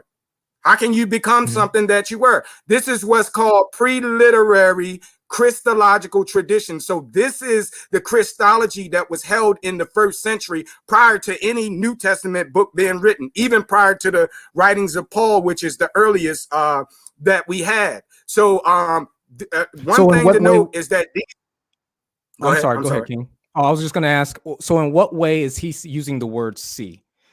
How would you define that? Because he says that no one has seen God except the Son. So what is he meaning by the verb see? And what sense does Christ mean that? Because it's not just Elder Mike, right? When I go, so if we go back to I believe John 1:18. And read from your translation, because I'm not too fond of this one that I'm reading here. John 1:18, when you put it in proper context, this is the prologue of John. John is given a midrash. He's given a Hellenized midrash on Barashif chapter number 1, Genesis chapter number 1. That's what he's doing. And on wisdom language, right? So in order to understand what John was dealing with in 1 and 1, we got to go back to Genesis 1. Jesus was not nowhere mentioned in Genesis 1. What we find in the beginning in Genesis 1, we find what's called the Gabbar Elohim in the Hebrew. In the Greek, it would be the Logos Theos, or the Word of God. In the beginning was the Word. He's not talking about a person. He's talking about the literal word, the spoken word, which proceeded from God. It was in his mind. It was in the beginning with God. When you take the Logos in the Greek, so John is taking this Hebrew concept and he's expressing it through the Greek language and culture, because he's expressing it to these Hellenized Jews and strangers that he's dealing with, most likely in the Ephesus area. And so he's speaking in a language that they would understand. The Greeks, when you talked about the Logos, and I know we in verse 18, I haven't forgot, but I'm building. No, go ahead, King. Go ahead. I'm building the context of that, but before we understand verse 18, we got to understand verses 1 through 18. And so in the beginning, John is telling us, he's saying, in the beginning was the Word, and the Word was with God, and the Word was God. That's not Jesus. That's called eisegesis when you place Jesus in that text, because Yahushua HaMashiach is nowhere in that text. You'll find Christ in that text, which is the Word of God. Christ is the Word, the spoken word that is manifested in different methods, different forms, different ways. The angel of Yahuwah, all of the Most High spoke through a jackass. He used the disobedient Malik of Israel, Saul, after he had rejected him. He used him, to speak through him to the point where they was like, wow, is Saul one of the prophets? Is Shaul one of the prophets? How in the world is the Ruach speaking through this man? And so this is what we had. That pre-existed. It was, even though it was created in the mind of the Most High, and he spoke it out of his mouth. In other words, it proceeded from him. It came out from him. That's what begotten means. Even in the Greek, it means to proceed from, to come out from. And we know Jesus didn't do that. You know how we know for a fact? And here's another deal killer for them, especially Elder Mike. The text, I believe, is in Luke. And you'll find, I think it's in Acts somewhere as well. When did the Most High say that he begot Jesus? Yahushua HaMashiach. He says at his baptism, if you read that text, it says when he was baptized, the Ruach came down and the voice came out of Shemaim saying, this is my beloved son, this day. And that's from Psalms 22, right? Because Dawid had prophesied about this before, and the apostles in the first century applied this to Christ, right? And so, in other words, to Yahushua, not Christ, but Yahushua, right? And Yahushua is the Christ. He is the anointed one, but they are two separate things that became one in the first century, right? Christ was fully yielded to the Ruach. Okay, real quick then. I'm sorry, I only got bro. 2 minutes. It's okay, Bubba. We get passionate, right, about certain topics. Philippians 2, right? So Philippians 2, I'm sure you already know what text I'm going to. Now, I typically go to this text when I've debated Trinitarians in the past, because like I said, I oscillate back and forth because there's still some things in the Brit Hadashah that there's a lot of strong language, yeah? When a Trinitarian says that God or Jesus is the God-man, 100% God, 100% man, right? And then they'll go back and forth about how to define the word God, Theos, El, Elohim. 1 minute it's the consubstantiation, 3 distinct persons manifested from one being, and then the other instance it's a person of God. He's a person. The Son is a person, right? But the 100% God and 100% man thing. When you go to chapter 2 in Philippians verses 5 through 8, right? It says, "In your relationships with one another, have the same mind as Christ, who being in the very nature of God or form, morphe, did not consider equality with God something to be used of his own advantage." This is a very interesting translation. "Rather, he made himself nothing by taking the very nature of a servant, being made in human likeness and being found in appearance as a man. He humbled himself by becoming obedient to death, even death on a cross. Some texts actually say he emptied himself, right? He emptied himself. Now, how do you exegete a text like this? Okay, because it seems like he had a status, and then something happened, and then he came in human likeness. But how do you exegete a text like this, though? Because you're making a lot of good points. For one thing, it's important to note, starting off, I think it's around verse 1 or 2, it says, "Let this mind be in you, which was also in Christ Jesus." Right. So first of all, the text is telling us that we're supposed to have the same mind as Christ. Right. So now, if this is telling us that Christ knew he was God, then we're supposed to know we're God as well.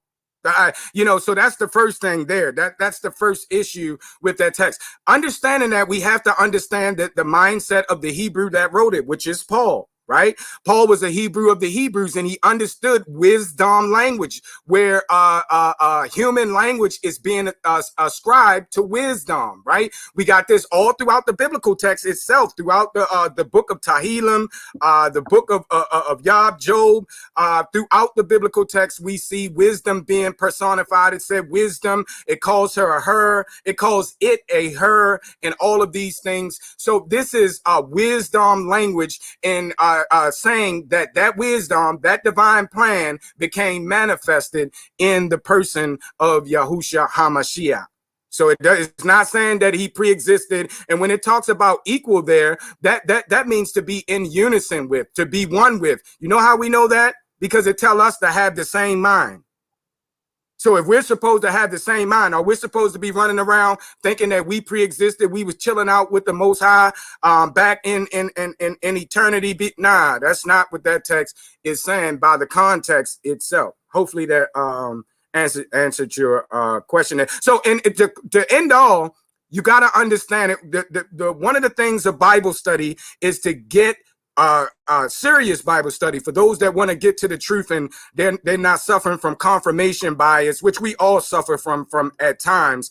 But you got to get out of looking to prove your point and actually let the text speak for itself and see what it says. And when we do that and place it in its proper context, that these are first century Hebrews that did not, according to those that created Christianity, and according to my exegesis of the biblical text, which we call the Bible, the Tanakh, and the Brit Hadashah, both of those, in those texts, none of those folks that wrote those texts even believe that it's possible for the Ruach, the word, to become a human being. You don't find that until the 2nd century. Those the language of the Trinity itself. This is what you get Mike on as well. Take him back to the history of it. Number one, he's going to take you to 1 John 5 and something. That's not in the older manuscripts. Matthew 28 and 19, and all of that, the longer version, the Father, Son, and Holy, all of that's not in the ancient manuscript. So all of these things are added. That Trinity, including the language homoousios and all of that kind of stuff, it comes from the Egyptians, which we can prove that was around before Moshe. If you look at the Ipawar papyrus and all of that, you find a divine Trinity, 3 distinct beings that's of the same substance that make up one deity. That type of logic for critical scholarship and honest historians and things of that nature does not even come into picture until the 2nd century. You got to stop playing that, Marcus. Turn it off. Okay, I'm sorry about that. All right. All right, Marlo, Eugene, definitely appreciate your time for coming on. Again, you could jump back in. We haven't reached backstage capacity yet, but we definitely got a couple people that have jumped on. So real, I see that you came back in. We actually got 2 people who haven't been on yet, so I'm gonna go ahead and try to bring them in. And then if you're still on, I'll go ahead and bring you on. All right. So let me try to get these people in who haven't had a chance yet. Actually, one of them just dropped off. So let me go to the next person over here. All right. Black Jesus Minister, you're live on the air. Say what's up to the people. Hey, what's going on, brother? How you feel over here? All right. Everything is all good. All right, let's go ahead. I'm gonna go ahead and start your time since So Real is waiting. And if the other person comes back on, I'll go ahead and bring them in. So Real, just stand by. But I'm gonna go ahead and start the clock. I'm gonna go ahead and give you 10 minutes. Your time starts now. Wow, I didn't know I had 10 minutes. I thought this was brother my brother on the hot seat. Is he on the hot seat tonight? Yes, sir. Yes, sir. He's definitely on the hot seat. Oh, okay. So I get to grill him with some questions basically, or do I just speak on what I want to talk about? Because I just tuned in a few minutes ago. Yeah. So go ahead and ask your questions and engage with the brother, and then you got 10 minutes to do so. All right. Brother, my dear brother, defender of the way, my dear brother, how you feel, man? Brother, are you there? Shalom, broski, I'm here. All right, love you, brother. Look here, man. You know, me and you've been talking back and forth for quite a while, for maybe about 2 years or a little bit more than that, dear brother. You know, and I teach constantly, and I remind all of my Israelite brothers and sisters that as an Israelite, you must be an Israelite Christian. You must be an Israelite Christian to be a righteous Israelite. Now, dear brother, do you agree? Who were the first Christians, my dear brother? Who were the first Christians? Tell the first people. Christians. Yeah. The first Christians was the Greco-Roman Gentiles in the 2nd century, philosophers that created Christianity. Those were the first Christians. The Roman Greco Europeans were the first Christians, bro. Is that what you just said? Yeah, the Greco-Roman, the Greco-Roman Gentile philosophers that created Christianity in the 2nd century was the first Christians. Okay. Now, so if that's the case, what year did that occur? What year did that occur? The end of the 1st century, beginning of the 2nd century. Some folks said the middle of the 2nd century, which I am of that position. But some scholars would say the end of the 1st century, 95, 99, somewhere 98, somewhere around there. 95, 98. Okay. Now, are you familiar with the Coptic Christian Church? Yes. And what year was the Coptic Christian Church founded? Some say as early as I think they said it was founded by Mark, I believe, somewhere around 40, 45 AD. It was pretty early. Oh, okay. Now you just told everybody on this show that Christianity started with the Greco-Roman people around 95 or maybe 100 AD at the earliest. You just said that. Right. And then I asked you, plain as day, and without any hesitation, I asked you, when was the Coptic Christian Church founded?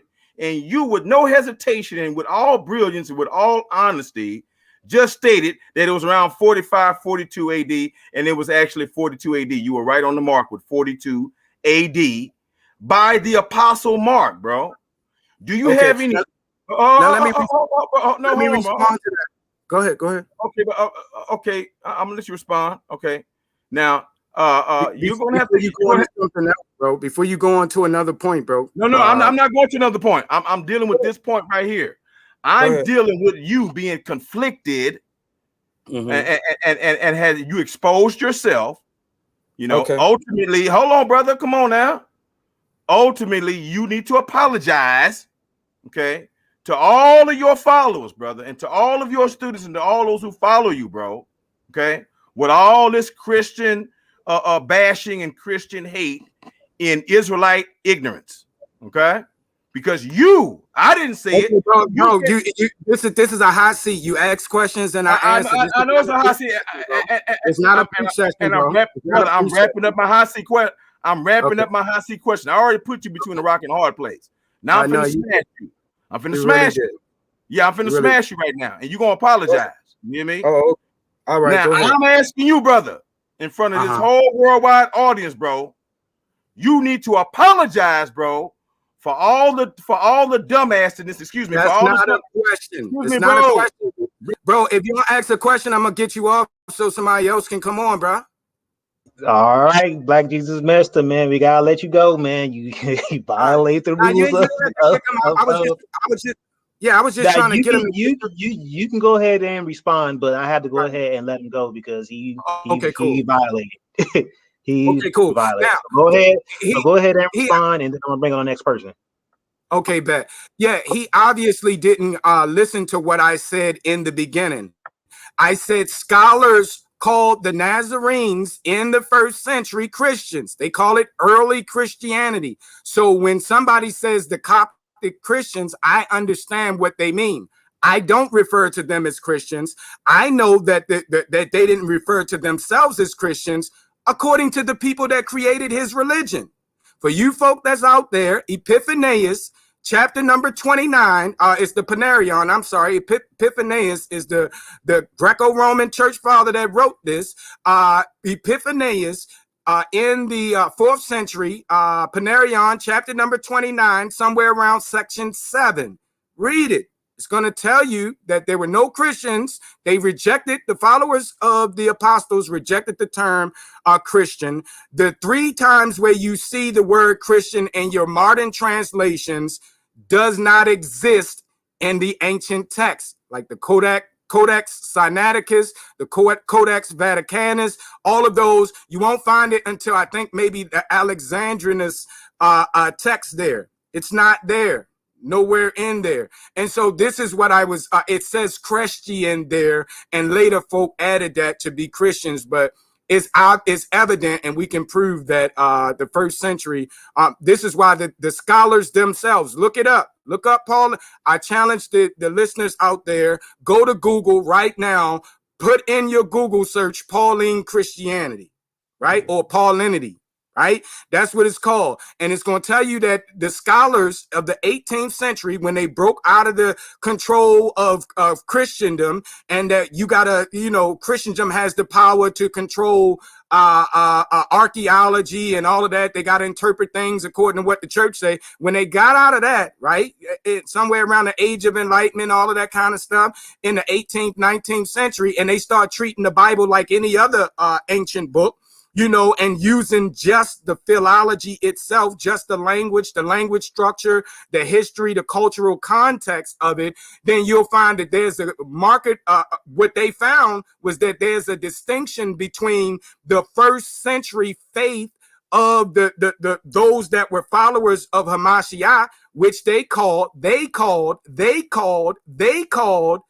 early Christianity. I disagree with that. But when someone says early Christianity, I know what they mean. So we don't have to make an argument over words. We can actually deal with the facts, which we can prove, primary, secondary, and tertiary sources, not emotional opinions and folk not listening, So I'm ready, bro. All right. Again, no foul language, no name calling, no disrespect, man. Those things will have you removed from the platform. So again, let's keep it clean. Let's keep it respectful. All right. So real, I still see you back there. We got one more to bring on, and then you'll be next. All right. So let me go ahead and bring this next person in. All right. We got Lou. Lou, you're live on the air. Say what's up to the people. Lou, you're live on the air. Say what's up to the people. Lou, can you hear us? Lou going once. Lou going twice. All right, we'll have to put you backstage and bring on the next person. All right, let's go ahead. Let's bring in so real, the other brother who dropped off just came back in. Let me try to get that person in because they haven't been in yet. All right, bro Renzo, you're live on the air. Say what's up to the people. Shalom, fam. Shalom, bro, Sam. Shalom, broski. What's going on, man? Yeah, just want to give you some words of encouragement, man. You're doing pretty good, holding your ground, man. Now you see why we're doing what we're doing when we get these Trinity questions, because you're getting a lot of Trinity questions. So this is why we're putting in the work what we're doing right now. And to the brother Marlo, I forgot his name. He's preparing for a debate. Man, if he wants to contact Sam or I, we can definitely help him with that. I see he's kind of struggling a little bit with the pre-existence. But just wanted to say, man, good job, Sam.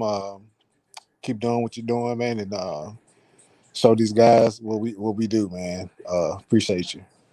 Appreciate you too as well, bro. Like bro was saying, to the brother out there, with that has the debate with Elder Mike, reach out to us, bro. Elder Mike knows me very well, and he will no longer debate me because it didn't end well for him last time. You can check that out on my channel. Like I said, I got some tidbits for you, and you'll definitely be able to nullify that Trinity with actual facts, not theories and all, actual primary, secondary, and tertiary sources, starting with the Bible as the primary source. Right. Yeah, and I want to clarify the question that he had with Brother Sam. I want to kind of clarify what Sam was saying, that when John 1:18 says, no one has seen God, Theos, but the Son. That's not speaking about a physical seeing. It's talking about no one has known God like on an intimate level, just like the Son did. So I mean, you can go to Hebrews 2:8. It speaks about we as a people see all things that's subjected to the Son, but we can't literally see everything. It's talking about we see things, we notice things, we acknowledge things that has been subjected to the Son. So it's not talking about a physically seen in John 1:18 as a pre-existence. So you can't Right. get pre-existence out of 1:18. So that's what I want to say. Absolutely. I appreciate you, bro. No problem, man. Shalom. Keep it up. Shalom. All right. Brother Renzo, definitely appreciate your time coming on. Lou is trying to get on. He's asking about if a Bluetooth works. From my experience, from when other people came on, if they use a Bluetooth, they usually gotta could go out and come back in, because sometimes the Bluetooth doesn't pick it up. So you might want to try that. But I always suggest that when you come on, if you're able to, use a laptop, because StreamYard works best with a laptop as opposed to a mobile device. Okay, mobile devices are fine, but if you're just going to be on sparingly, but if you're going to go the long haul, you definitely want to use a laptop. Okay, because that seems to work best. All right, so yeah, so he's gonna go out and try to come back in. So let's go ahead and bring Surreal back in real quick. All right, Surreal, go ahead and start the clock, because you got somebody behind you now. And your 10 minutes starts now. Got it. I'll go ahead and try to ask some more short point questions, because I know that at any moment, any long-windedness can just basically kill all of my time. So I'll just ask more shorter questions. As a Christian, I believe that the Bible clearly shows that Christ rose on Sunday. There's a lot of significance behind it, but throughout the Gospels, it has this phrase, first day of the week, right? And it's Mia Sabbaton, which means like after the Sabbath. And also in 1 Corinthians 15:20, and this is my key verse where I have my question. Paul wrote to the Corinthians, he said, but in fact, Christ has been raised from the dead, the first fruits of those who have fallen asleep. It's very obvious from Leviticus that he's actually, talking about the time of first fruits.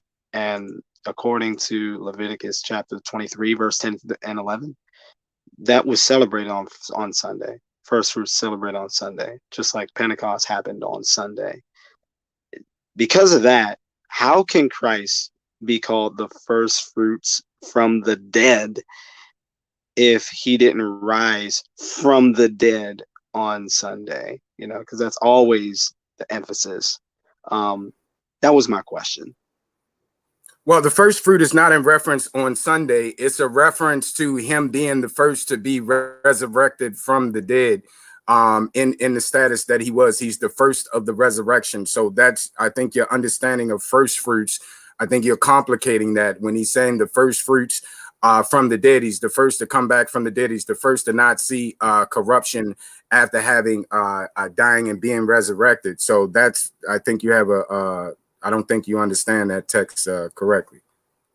Okay. All right. Well, then my next question, my follow-up is I'm gonna read a verse, and all I want you to do is just tell me what day that is that verse talking about. And you can break it down if you want. This is a little piece that I call Twice on Sunday. It's in John chapter 20. I'm going to start at verse 19. It says, on the evening of that day, the first day of the week, the doors being locked, the disciples were there. I'll cut it right there. Is the first day of the week on the evening day of that day? Is that on a Saturday or is that on a Sunday? Is the first day of the week on a Saturday or a Sunday? Well, there's some discrepancy about that. Some scholars out there say that during that time period, that actually that Saturday was called the first day of the week, and there's some evidence to support that. I don't think it's enough evidence for me to make a conclusive decision, nor does it matter to me. We worship on every day. If you look at the Dashi, actually they said that they worship on Sunday.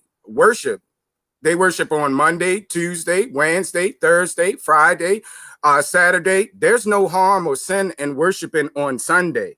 The problem comes in is when you try to make Sunday the Sabbath day. That's the issue. If you're not keeping the Saturday Sabbath, some of the brethren disagree with that. And this is why Paul said, don't let nobody judge you and all of this. The main thing is that you intending to do what God said to do. And so that you're not making up and not making up your own stuff. And so I think that your focus is off. I think you got the wrong brother to begin with, because I don't have a problem worshiping folk on Sunday. We commanded to worship every day, but the Sabbath is not Sunday, if that's what you're getting at. Got it. Yeah, because I definitely know that there are some professing Hebrews that make a big deal out of Sunday. But because you don't, praise the Lord, I'll go ahead and move on basically to the Sabbath day, because that was my other question. I wanted to know, if we have to keep the Sabbath in the new covenant, the moment that we become saved and we're in Christ, where is that taught?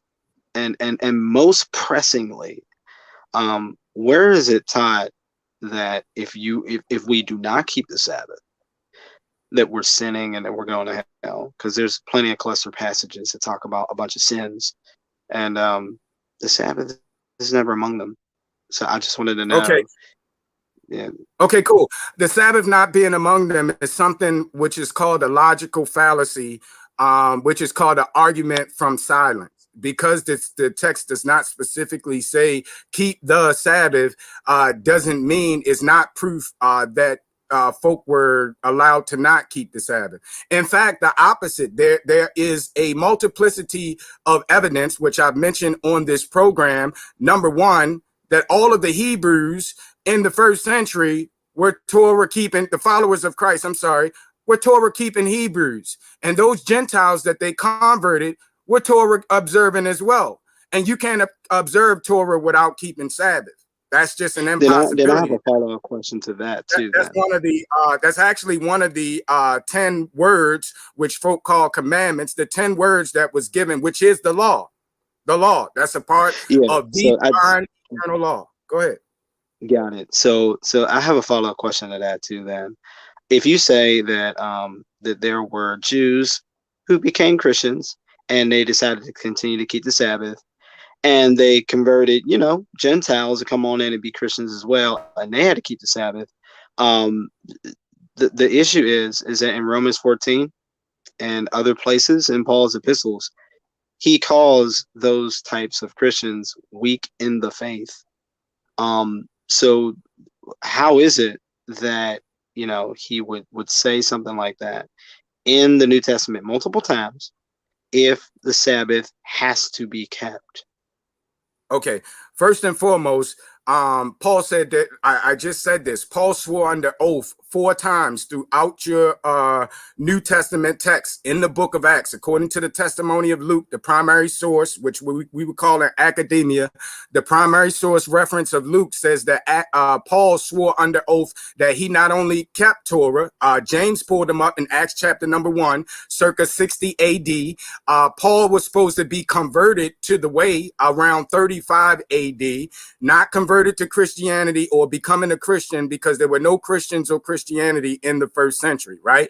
Or in the Bible. So let's get that straight first and foremost. Second of all, what we have is Torah observant followers of the way. If you look at Romans chapter number 2, somewhere around verses 13 through 15, it says, when the Goyim, the Gentiles, Paul's Gentiles, when they by nature do the things contained in the law. 1 Corinthians 7, Okay. I believe, Yeah. let me finish. 2 1 minutes. Corinthians 7, I Okay. believe is Yeah. 19. Paul says circumcision is nothing, uncircumcision is nothing, but the keeping of the commandments of the Elohim. So Paul taught keeping commandments, and he don't have to say Shabbat. The very fact that he didn't say don't keep the Shabbat should be enough to tell you that these folks knew he was. It was already assumed that they know what he mean when he say keep the law. That your circumcision Got only it. works if So you my keep the law. follow-up question is, got it. So my follow-up question is, so looking at those 3 passages, what would be your perspective if, I went into all those passages, like in Acts 21, about a verse or 2 later, it says, but to the church, they were commanded not to keep these things.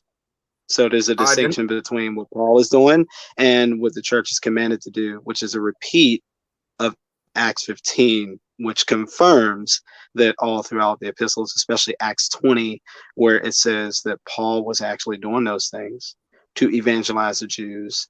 So the second thing is, when you end up looking at, real quick, just because I'm just trying to respond to your 3 scriptures, and then you can go. Yeah. Now, when it comes to real quick, really quick. When it comes to, it says circumcision is nothing and uncircumcision is nothing, but the keeping of the commandments of God is. The issue is that every time you look at that phrase, entole, the commandments of God, you'll notice that the apostles are giving all types of commandments, but they're not from the old covenant. They're actually just actual real commandments, instructions for the church. If you look at circumcision is nothing and uncircumcision is nothing, but the keeping commandments of God is, part of that commandments is circumcision, but he just got done saying circumcision is nothing, which proves my case further. The last thing I wanted to All right, so real. That is your time. Man. We definitely got a couple people behind you now, so we got to go ahead and move on. But if there's still time, and if the brother still wants to keep it going, we can definitely get you back on if he wants to have another dialogue with you. So before I bring in anybody else on, all right. So so my brother, we've been on for a while. I mean, you actually exceeded well over the 60 minutes, man. We actually got a couple more people backstage. You want to keep it going? Bring them on, bro. Now, can I All right. respond to that real quick? Yes, sir. Go ahead. Okay. Number one, what we just watched is, eisegetical, which it means a misinterpretation of the text. The text says no such thing. Nowhere in the Bible does it say, but they chose the church not to keep the Sabbath. That's not true at all. And the Sabbath that they're dealing with in the Galatians and Acts, keep the circumcision. The circumcision that they're dealing with is called Brit Hadaphat Dam, and that's a second circumcision that was being forced upon those who were already circumcised. Number one, you can't keep Torah.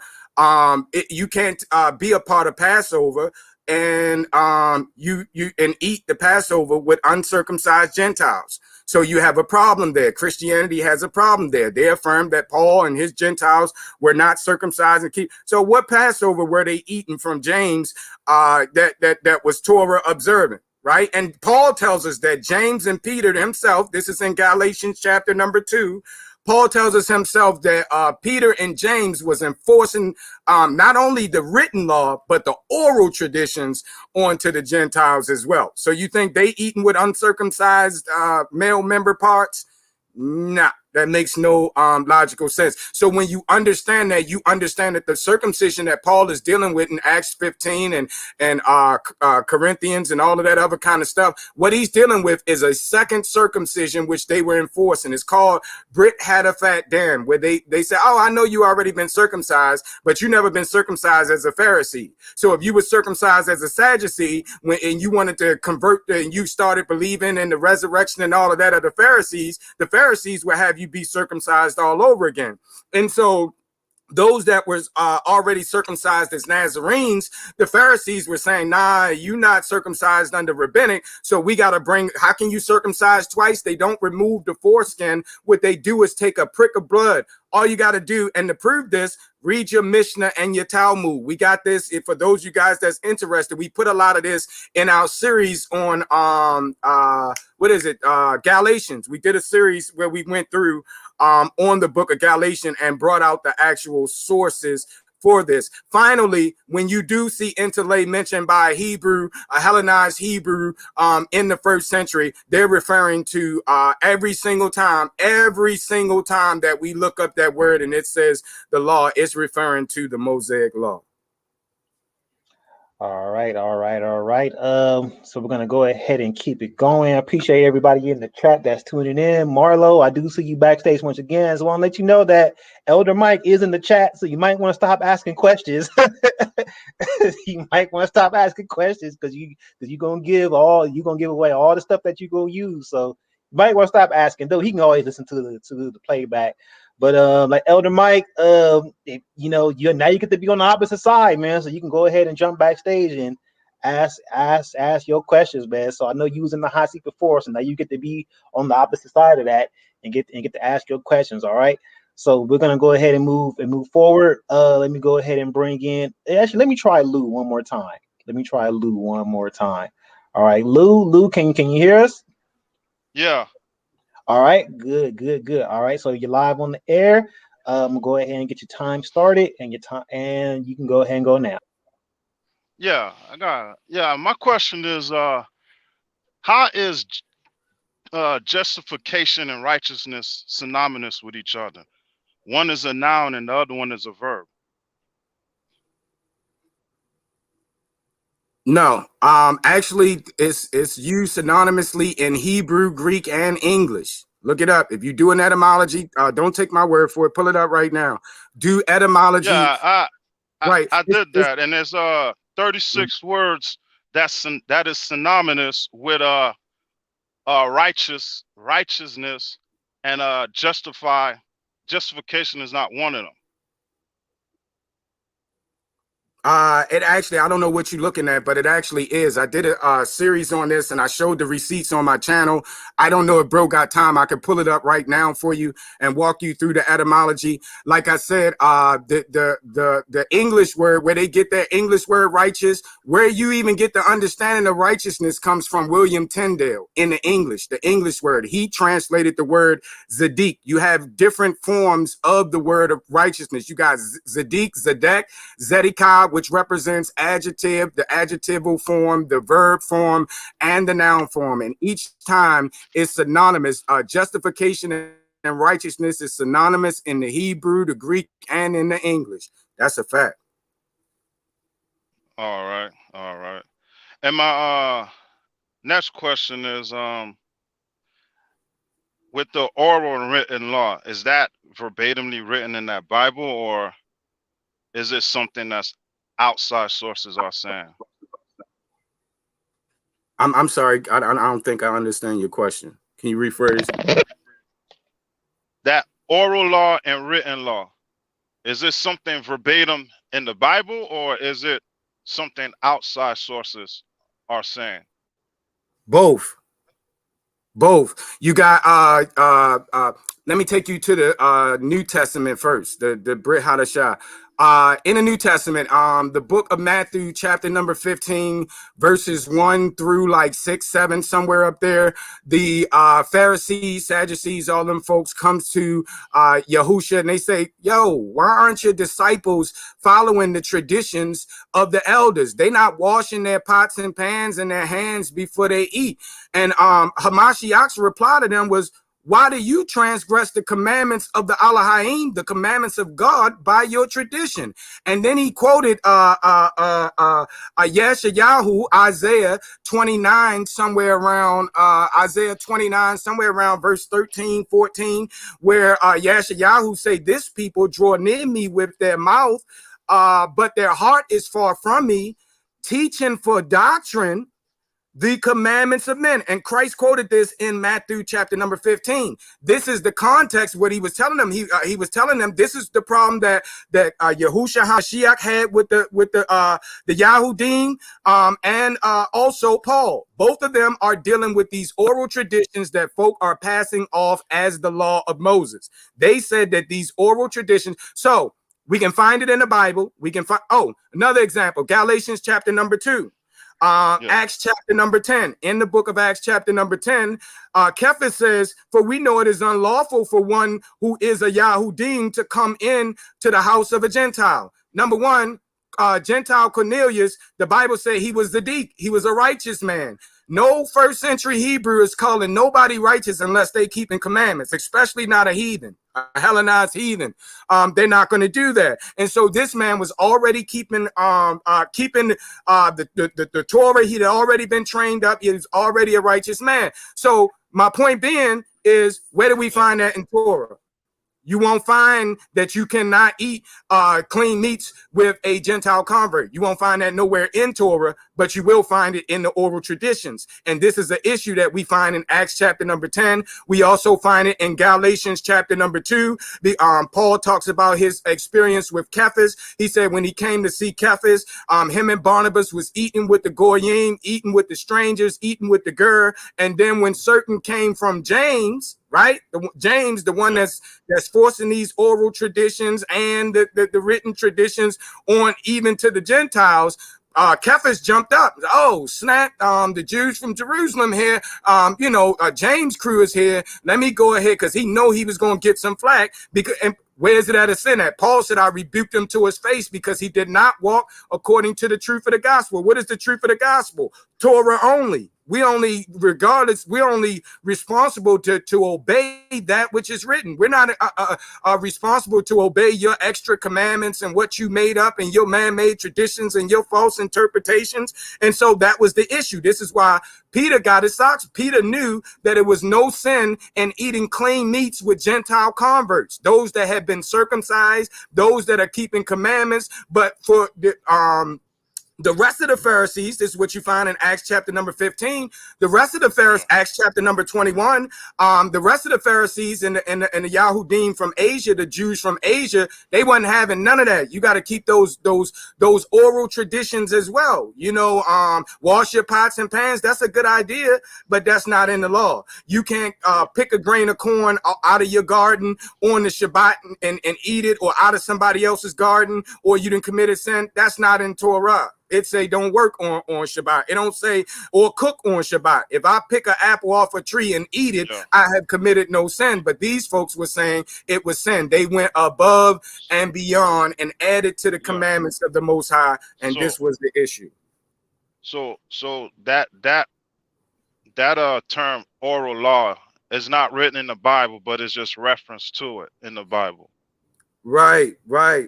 It's referenced as it's called the traditions of men, the works of the law. Paul refers to it by several different things. Christ referred to it in Matthew, like I said, 15. It's also in one of the or two of the other gospels as well. I think it's in both of the other synoptic gospels. I'm not certain if it's in John. I doubt it. But in that text, he's addressing the traditions. He's saying y'all are trying to pass off y'all traditions.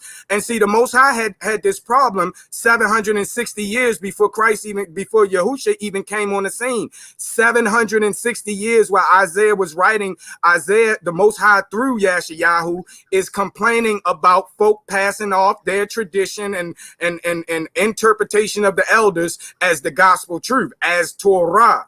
And that's why you find in the Mishnah and the Talmud, it'll tell you that the Most High gave Moshe 2 Torahs at Okay, Mount when you say oral law is the tradition of men.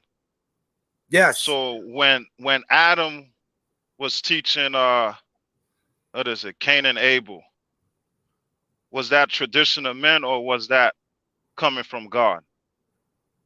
Well, we can only assume. I wasn't back there, but from the information and knowledge that I have, and especially understanding that the Torah is eternal. It is the word of God. It is the Gabbar Elohim. In other words, the Hebrew ancestors, they would say that everything was created. The Most High created the world by those 10 words.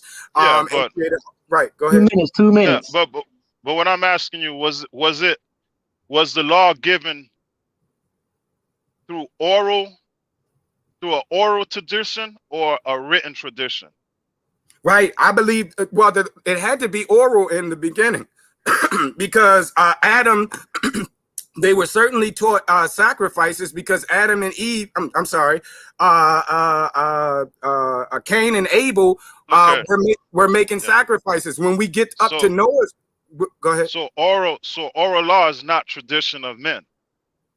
Yes, the oral law is the tradition of men that didn't come from the Most High, because we're commanded to pass down the commandments to our children, pass it to fellow waywalkers along the way, and in the marketplace. When we sit down, when we stand up, we're commanded to pass on the written word that was eventually written down in an oral method. So that when we say oral traditions, we're not talking about the tradition of passing down the law. What the Most High said. What we're talking about is man-made interpretations, much like the Trinity, much like the doctrine, solo fide, by believing alone. These things are not in the Bible. These things were man-made, and they've been passed down for 2,000 years. So then you have Christians that will say, well, we got a 2,000-year run. They've been saying this for 2,000 years. The same thing that the Pharisees were saying. We got 4,000 or 6,000 years. Who are you to tell us that our elders didn't know what they were talking about, and so we have the same issue, and that's why we have a lot of folk that's making up their own traditions and trying to claim supremacy because you've been around 20, 30, 100,000 years. So when Hebrew Israelites are celebrating the Passover on different dates, is that commanded by God? Or was that commanded by Hebrew Israelites? I'm sorry, say again. All right, Lou. That is your time. I don't know if you want to go ahead and respond to that. I believe he was asking about something about the feast days and them doing them at different times and stuff. Was that commanded by the Most High? But I don't know if I don't want to misquote him. So if you want to respond to that, you can. I'm not sure if that was his question. But I'm not sure what he was asking either, but if you ask if the feast days came from the Most High, yes, they came directly from the Most High. But how to keep them is what Paul was dealing with. In Christendom, they don't understand this. When Paul said, let no man judge you in meat and feast days and all that, look that up. Colossians, the 1st chapter. I bet where you're going to find mentioning there 2-3 times the traditions of men, philosophy of men. So what he's dealing with is how because some folks say the Sabbath is the first 7 days after the new moon. And they'll say that those of us that keep Shabbat on Friday sundown to Saturday, we got the same thing going on right now that they had in the 1st century. This is why Paul was like, listen, the main thing is that you are doing your best with all your strength, soul, and might to do what God say. If that's why I said I can't judge folk. If that's your understanding that we're supposed to keep the Shabbat by the moon, the first 7 days the seventh day after the new moon, that's the Shabbat, whether it fall on a Wednesday, Tuesday, Monday. There are some Hebrews that believe that. We have discrepancies about Passover. This is not new. This was going on in the first century. So this is what Paul was saying. Don't allow all the division come in. Oh, I can't fellowship with them because they keeping the Shabbat on a Wednesday. Oh, I can't fellowship with them because, you know, this and that, and they keep this way. Okay, we're all coming together. The Most High is going to get it together when he come here. We all know in part. We got bits and pieces. We got to depend on heathens to bring, you know, their scholarship and articles and archaeology and all of this other kind of stuff, and weed through the garbage that we've been taught, the stuff that makes no nonsense. So yeah, I guess if that's what you're saying, the Most High instituted it, but the way that it was applied was interpreted in various ways by different folk. But in conclusion, Devarim chapter number 18 tells us that Yahushua HaMashiach, the Messiah, had the final word, and this is why he was sent. He said, when he come 18 and 18, you follow him. That's why when he said that you were under a schoolmaster, that's what he's talking about. They don't understand this. We were commanded under Torah to follow the teachings of the elders and of the scribes and of the judges. We were under, even if they was wrong, we had to follow that. That's like bondage that led us into a whole bunch of captivities and the curses and all of that, because they weren't teaching us the right way. They were mixing in pagan religions and all of that, their personal opinions, you know, writing stuff about their word being higher than the Most High, you know, a Pharisee's word. If he tell you something and the Most High tell you something, you better listen to that Pharisee, which is pure utter foolishness that got us in trouble. And so there was a multiplicity of interpretations which led to these issues, but there was a singular understanding that, you know, the commandments is eternal and we're supposed to keep them. Christ did not come to do away with them, and henceforth why his disciples continued to keep it and teach their disciples to keep it. And we can prove that through primary, secondary, and tertiary sources all the way up through the 4th century CE. All right, man. I just want to appreciate everybody for coming on. Shout out to the chat. I see Arno. Arno, you got me in trouble last time, man. I had to have conference calls and stuff over that stuff that took place whenever Brian Garcia was over here and what transpired after. So yeah, you got me in trouble last time. So but shout out to Arno. All right. We're gonna go ahead and move forward. Let's go ahead. Let's bring in Sheikah. Sheikah, you are live on the air. Say what's up to the people. Shalom, Brother Sam. Shalom, Gabbar. Shalom, sis. I just had a few questions. In Acts 24, Paul gives a defense on when he's accused of teaching against the law in the Torah. Did he say that was his defense that the church didn't have to do it? What was his defense in Acts 24? Actually, I think you're talking about Acts 24 and 14, where he gave his statement. This is Paul's actual statement of faith. We can all sit back 2,000 years and try to surmise over what Paul actually believed, but he gave a definitive statement in 24, I believe in 14. He said that after the way which they call heresy, so worship I the God of my father. So if you look at that in his context, in his linguistical, philological context, what Paul is actually saying is, I don't worship the Most High any other way outside of what our ancient ancestors, Abraham, Isaac, and Jacob, worship him. So he wasn't certainly telling, he was actually defending. If you look in chapter number 21, before he got booked, because that's where he got locked up at, is Acts chapter number 21, which took place around 60 AD. So this some 20 years, 30 years after Paul came in. So Paul ain't new to this at all. And Paul gave, they were blaming Paul for some of the doctrines that these Christians teach. The law is done away with. They say, Paul telling us we don't got to keep no more laws no more. Paul told us that we don't have to be circumcised and all of this. And Paul denied it. Not just that time in Acts 24, and Paul was under oath. He swore oath, and he denied those charges, and he was found not guilty, not once, not twice, not 3 times, about 3 or 4 times from the period of AD 60 all the way up to AD 66 or whenever he was killed by Nero. Yeah, I think he also said that I believe in everything written in the law and the prophets. So, okay, great. Second question. When we talk about faith with the Hebraic understanding, does it support faith alone? No, it doesn't. The etymology of the word faith is the Greek word pistis. It's the Hebrew word emunah. And so if we understand how we got the text, the historical transmission of the text, the Hebrews, not the Greeks, because you got some Hebrews out there, oh, that's Greek. We just had a brother on here talking about he don't worry about the languages, but this is why they can't properly exegete the text. Now, it was the Hellenized Hebrews, some 300, 250, 300 years before Christ came, that created the Greek Septuagint. In other words, they took Hebraic concepts. These are Hebrews, not Greeks, not Greeks themselves, Hellenized Hebrews that translated the Hebrew text into Greek. Because, majority of the folk at the time, especially in the Hellenized world, outside of Palestine now. I don't want nobody saying I said Jesus was running around speaking Greek and all of that other kind of stuff. I said outside of Judea and Palestine, in the Greco-Roman world, these Hellenized Jews were speaking Greek, right? And so the text had to be translated. Anyway, they translated the Hebraic concept of emunah.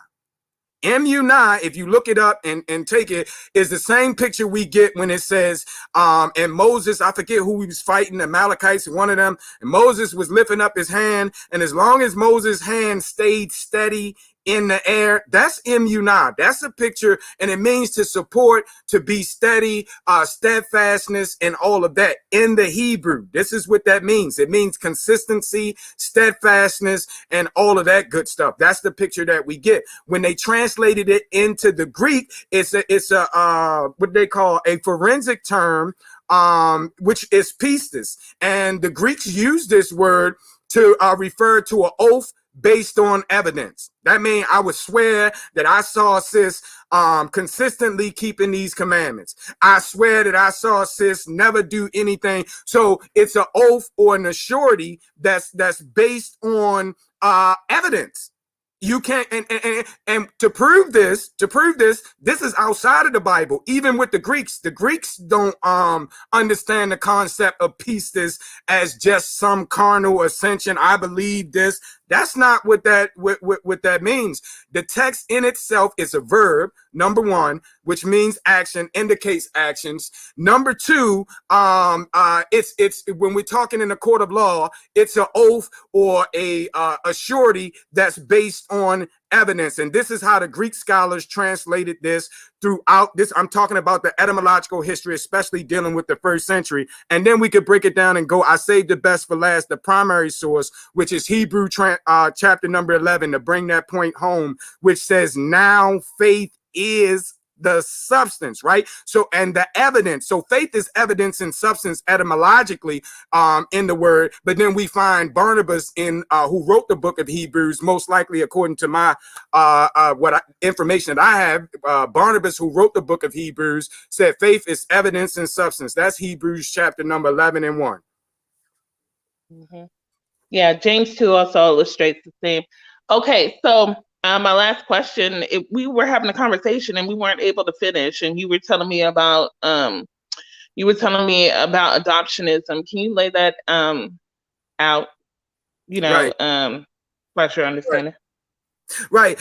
So in scholarship, they got to put labels to everything, so they have what's called a high Christology and a low Christology. The high Christology is that Jesus, Yahusha, started in Shemaim. He started in the heavens, and then he through the process of, I think they call it kenosis and all of that kind of stuff. It's been a long time since I've been in Bible college, but and get the terms and all of that. But I think they call it the kenosis. One of the brothers just mentioned it, I think it's somewhere in Philippians, where it says he emptied, or Colossians or something, he emptied out himself. That's a high Christology, to believe that Jesus, the human being, was chilling up in the Shemaim with the Most High in the beginning, and then he just jumped in Mary's womb and became a totally distinct, separate being. Number one, that's illogical. It makes no sense, and that's not what the first century followers of Christ believe. Well, how do we know that?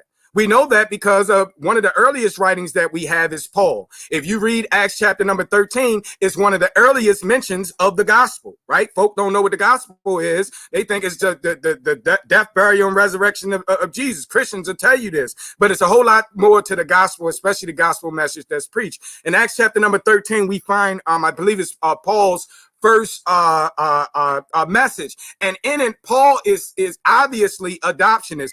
Scholars call it the pre-literary Christological traditions. In other words, Paul picked this up sometime, and it was a tradition, or oral tradition, that was going around, and in it has what we call exaltation theology. In other words, Jesus started off as a man. Through his obedience and submission to the will of the Most High, to the word and to the Ruach, the leading of the Ruach, then he was elevated, exalted. You'll read that in Acts chapter number 2. I believe Acts chapter number 5, it says that now Christ has exalted him. So you can't exalt something that's already exalted. Then, besides the biblical text, which we call the pre-literary Christological traditions, besides the biblical text itself, we got the extra biblical writings of Epiphanius, Justin Martyr, all of these, Origen, all these church fathers that say that tell us that the apostles themselves did not believe in a pre-existing Christ. They believed he was just a man. And this is one of the problems that the church fathers who created Christianity had with the first century Nazarene Ebionites, right? That's the problem that they had with them, is that they said he was just a man. All you got to do is read their writings. I have them if you guys need them. I have the quotes directly from, the church fathers, primary sources to what the descendants of the first century Kahal, or what the world would call the church, how they believed. And there's pretty much a consensus there that these folks were adoptionists, and you don't get the higher Christological views until the end of the first century, beginning of the second century, where Jesus actually became a divine being, and he was God in the beginning, and all of that other kind of stuff that comes in second century. The apostles obviously didn't believe that when you look at the biblical text itself as the primary source. And then when we go look at the writings of the church fathers who hated the followers of the way, and they tell us that these folks, see, you shouldn't listen to them. They got a poor, that's why they some scholars say the Ebionites, the name means poor, because they had a poor Christology. They said Jesus was just a man. In fact, they took it as far as to say Joseph was his father. Now, he can't be a pre-existing being getting, what is the word? Through well, anyway.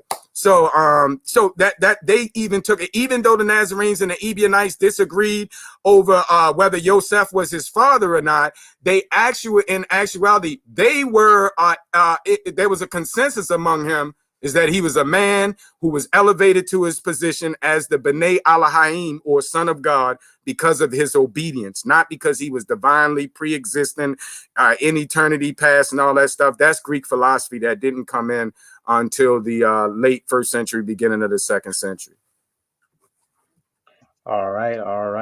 Appreciate your time, Sister Dashika, for coming on, asking your questions. We're gonna go ahead and move forward. All right, so Sam, let me tell you where we're at right now. So I'm gonna bring on Mac. He hasn't been on yet. We got a couple people that return, like Marlo and Lou. Then we also got Cherry Love in the back as well. So now I wanna try to get through this. I want to try to cut it off at around 8. So let's see if we can try to get through this. For those who have been on already, I might have to shorten the time. I've actually been giving it a little bit of leeway, letting it go for 10 instead of 7. But because we're starting to wind down, if you've already been on, I'm gonna go ahead and cut it at 7 this time around. All right. So let me go ahead and bring in Mac. Mac, you'll have 10 though. Okay, you'll have 10 minutes. Let me go ahead and bring you on, Mac. Mac, live in the building. What's going on? Shalom. Hey, shalom. What's going on? What's going on with you, man? All right, man. Let's just go ahead and jump straight to it. I'm gonna go ahead and get your time started, and you can begin now. All right. If it's okay with you, my wife just had questions. I just brought her on. Sure, bro. I'm good. That's cool. Go ahead. Hey, hi, shalom, brother Sam. Shalom. Um, but, I was listening to the 5-part series that you did with Brother Yehukanan and BA and Sister Ashanti, Yeah, it and was really good. yeah, we haven't finished it yet, but you mentioned something about coming out of the Holiness Pentecostal movement, and so I just kind of wanted to hear a little bit of your testimony, um, how you came out of that into what you currently believe. All right. A good question. Actuality, I've been a truth seeker, a lover of the Most High since I was 7 years old. I started getting into reading the Bible myself, getting a dictionary with all the big words. And like you said, I came from on my father's side, they were apostolic, holiness, Pentecostal. On my mother's side, which I actually was raised by my grandmother though, which is my grandmother side, they were Baptists, you know, so they did everything and they smoked cigarettes and they wore shorts and you can drink and smoke and cuss and you still saved. Where I come from, where I mostly spent most of my time was strict holiness. You know, I had to run around in the wintertime in Russell sweatsuits, getting laughed out by my whole gym class because everybody else in shorts. And I got hot full Russells, pants, shirt, running around about to pass out, you know. So this is the type of background that I came from. Everything was sin, only 8 people going to be saved, a whole bunch of doctrines that's not biblical. So as I began to study for myself, I was already studying since I was 7, but I got real serious when I was maybe about 15, 16. I started getting into the languages, getting into the commentaries and stuff like that. Started, you know, taking a look at the scholarship. And I'm like, well, the things that these guys are saying is not true. I think I had to be about 13, 14. And so I would ask my mom, like, you know, the pastor would say, Jesus Christ was the last prophet. I open the Bible to go right to Acts chapter number 13 and it says there were prophets in the church at that time. And so I'm like, this can't be right, right? If you got the Holy Ghost and somebody else got the Holy Ghost, then you are not, you know, and y'all got a problem, somebody ain't saved. Somebody would say, well, Paul and Barnabas, which one of them didn't have the Holy Ghost? Because they was beefing so hard, they had to separate. So there was a lot of inconsistencies that I began to see, but I stuck it out, right? I went to the minister's class and signed up. I got into Bible college. I went to Morgan State University to study philosophy and religious studies. So the more educated I become, you know, on how to study the text for myself, right, and to study the traditions of how the text was translated, the more I begin to see the inconsistencies in Christendom. So I began to, I went lukewarm. I was pastoring the church at that time, licensed and ordained pastor in 2 world councils, elder and pastor in 2 world councils. And, you know, I started seeing all these issues. There were a lot of issues. I don't want to, you know, but it was a lot of issues. I'm like, you know, when I say a lot of issues, I mean a lot of issues. Orgies at the pastor house, wife swapping, husband swapping, whatever you call it. I think you call it swipping, flopping, whatever it's called, swinging. That's what it's called, swinging at the bishop's house. All of these other kind of issues and things that was going on. So I was disillusioned because I'm fasting like the other brother, So Real was saying, I'm fasting, I'm praying, I'm there on prayer nights. You know, folk don't come to prayer night. They only come, especially the ministers, they only want to preach. They only want to be seen on the pulpit mic time. I'm the one, I'm there all night prayer, you know, in the streets, hitting the corners, street corners, you know, apologetics for Jesus, in the prisons, you know, I'm banging, you know, I'm doing my due. And, you know, the Most High, I could see that I was different and I was separated and my spirit would be irked when I was there and I would leave. I couldn't sit. It wasn't sitting right with me in the church. And so I left. And so I went to another Bible study with the UPC brethren and they ended up, it was a brother there and he went off, started talking about the Antichrist, asked him to be his armor bearer and a whole bunch of nonsense. And then they had the Christmas tree, which I was raised from the beginning get-go. I never celebrated Christmas. I might have snuck and celebrated it one time so I can get a gift when I was a kid. But my parents coming from the holiness and all that, we ain't never had trees. Ain't no trees and no toys on Christmas. You know, none of that pagan stuff. So, I was already in that mindset. So I tried to stay I got with the UPC. I said, well, maybe something would be different there. They had a Bible class and the elder ended up leaving and I end up, you know, having the ministry. And you know, it started growing and stuff like that. And I still started, you know, the Most High told me to leave the organization that I was in. I was rebellious. I left, but I allowed my bishop to get me to come back. So I'm like, he's like, you're my son. What does it look like? And I mean, he's my bishop, spiritual father. He the one ordained me and got me into the higher level of biblical scholarship, you know, go to school. You know, they had an internal Bible college, Grace Bible accredited and all of that. I was in those classes. I'm in the ministers classes and all of that. And I started teaching. By the time I left there, I was teaching, all the new ministers and all this other kind of stuff. I was responsible for hermeneutics, homiletics, you know, how to put your sermons together, all of this other kind of good stuff for all the new people that was coming in. But the deeper I got into the study, I was like, this ain't right. And I started finding out about the Nazarenes and all that, but I put it to the back of my mind. I'm like, you know, we can't believe this. We are, oneness, Pentecostals, holiness, you know. What are you talking about? There was, Azusa Street. We had Azusa Street. We had the Bible and all of these things, Smith Wigglesworth and all of these folks, you know, I was into them, Catherine Coleman and all of these folks, you know, so I was into that, you know, and the Most High was moving. I won't tell you no lie, because of my heart was sincere. We had folks that was getting healed, folks that was getting delivered.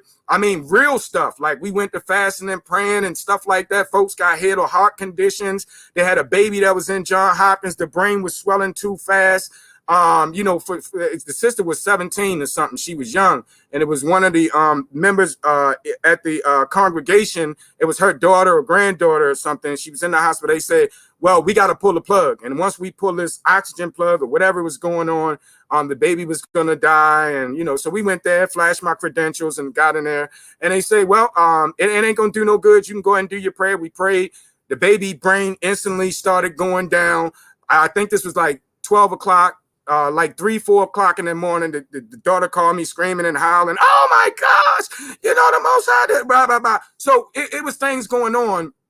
But when I joined back up with where the Most High called me out from, he was already working on me. You're different, you know, all this tithe stuff. There's no New Testament commandment to do tithes. So they started blackballing me because I wanted to tell the truth. And I told the people, ain't no New Testament commandment to tithe. That's what I was telling them at the time. I'm saying, if we saying we not under the law, then where's the Levite priest? Why don't every 3 years we give all this money? And you start asking these questions. And so they stopped dealing with me anyway, you know, as long as I, you know, what have you. And so that's how I ended up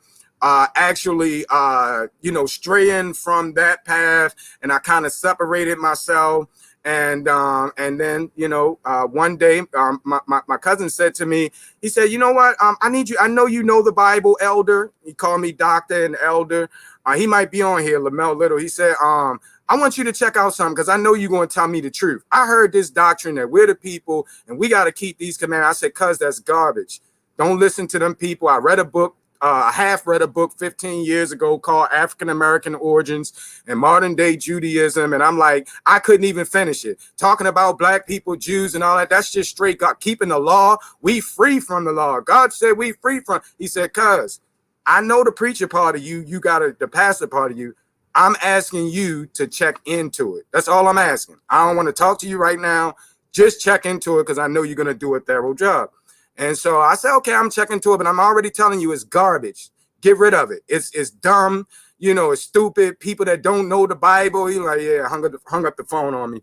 I know you're going to check it out. So I spent 2-3 weeks, 4 weeks trying to debunk this thing. Like, nah, we under grace and we ain't no Hebrews and all this other kind of stuff. And I started getting into it 3-4 weeks, looking at the scholarship, looking at, you know, all of this stuff, taking that, using the skills, the exegesis that I was taught. I was like, instead of putting that through, terms like kenosis and all of these terms, what is it? Hermeneutics, homiletics, eisegesis, exegesis, kenosis, all of these other kind of terms, homoousius, all of these other kind of terms, instead of me looking in the Bible to prove those so I could preach a message that's pleasing to the people, I start really getting into it. And I was already disillusioned with the church. I wasn't even going. I stopped pastoring in all of that other kind of stuff. I turned over the church to my assistant, and you know, I started really searching at this time. So my cousin came in, he asked me to look it up.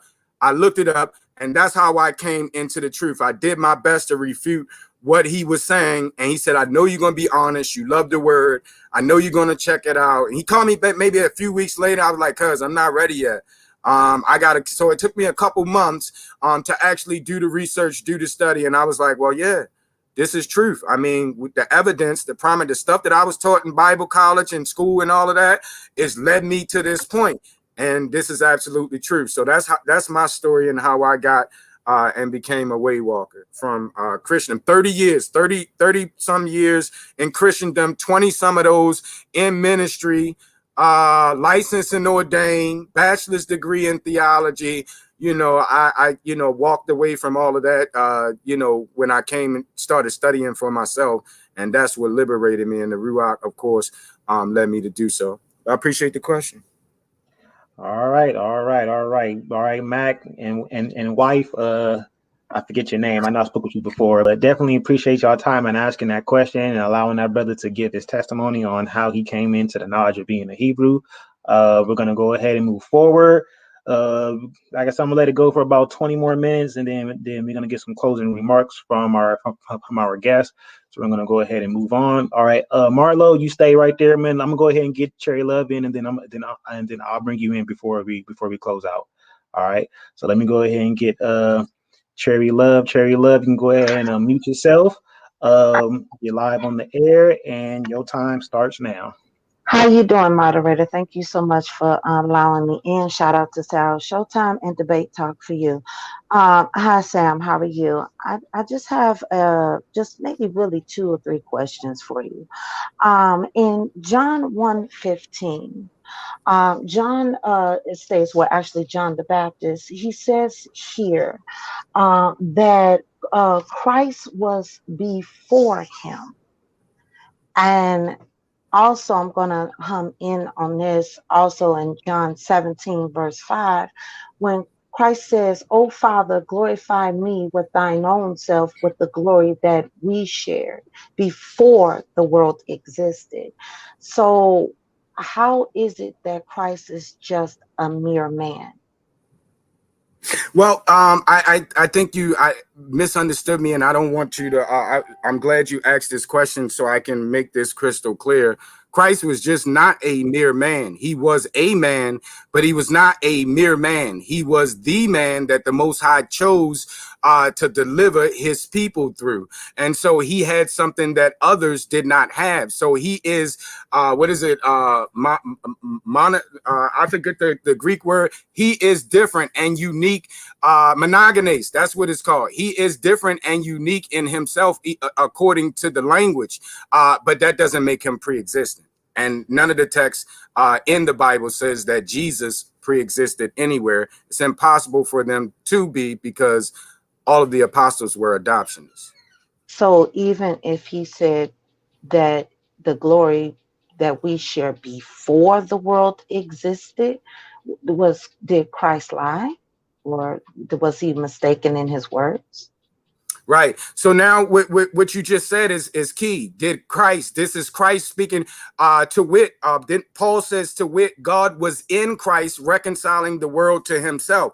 Jesus himself tells you that it was not his words that he was speaking, but it was the Ruach that was speaking through him. So this is actually, and this is understood in Hebraic language, that the Most High could take control over human vessels and animals like a donkey and cause them to speak his words. And so this is why Christ said, the words that you hear from me is not me speaking. This is the Ruach. So this is the Ruach that's actually doing the speaking in John 17:5. How do we know that? Well, why did Christ says restore unto him the glory? Where did the glory go at? When did he lose it? Did he lose it when he jumped in Mary's womb, according to the Trinitarian view? Did he lose it when they poked him in his side? Did he lose it? When did he lose the glory? When does God lose his glory? When does and so he lost it when he says Eli Eli lama sabachthani? Why my God, why hast thou forsaken me? And we know that the Most High cannot forsake himself. He cannot be anything other than God. John MacArthur says he does not become anything.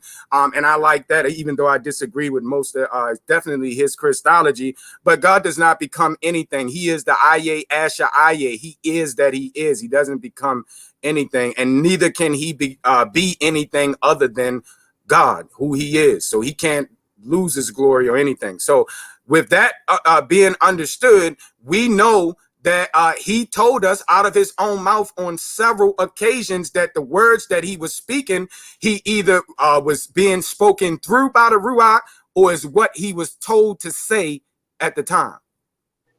Okay. I don't agree, but okay. In Ephesians chapter 2, verse 8, it says, and I know I'll paraphrase, it says, for by grace we are saved through faith, which is a gift from God. Sam, can you tell me what a definition of a gift is, please? A gift in the English is something that's given.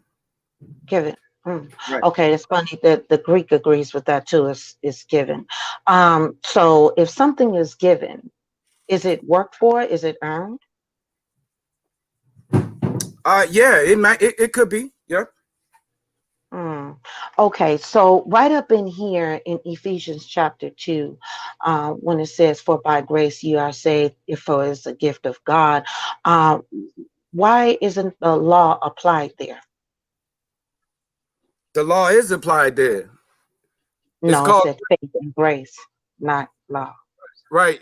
If you missed the section, the session that I just did, I think with Sister Sheikah, you gotta do an etymology of the word. You gotta understand what faith and grace means. And this is a problem with a lot of Christians. They don't understand the words. Wait a minute.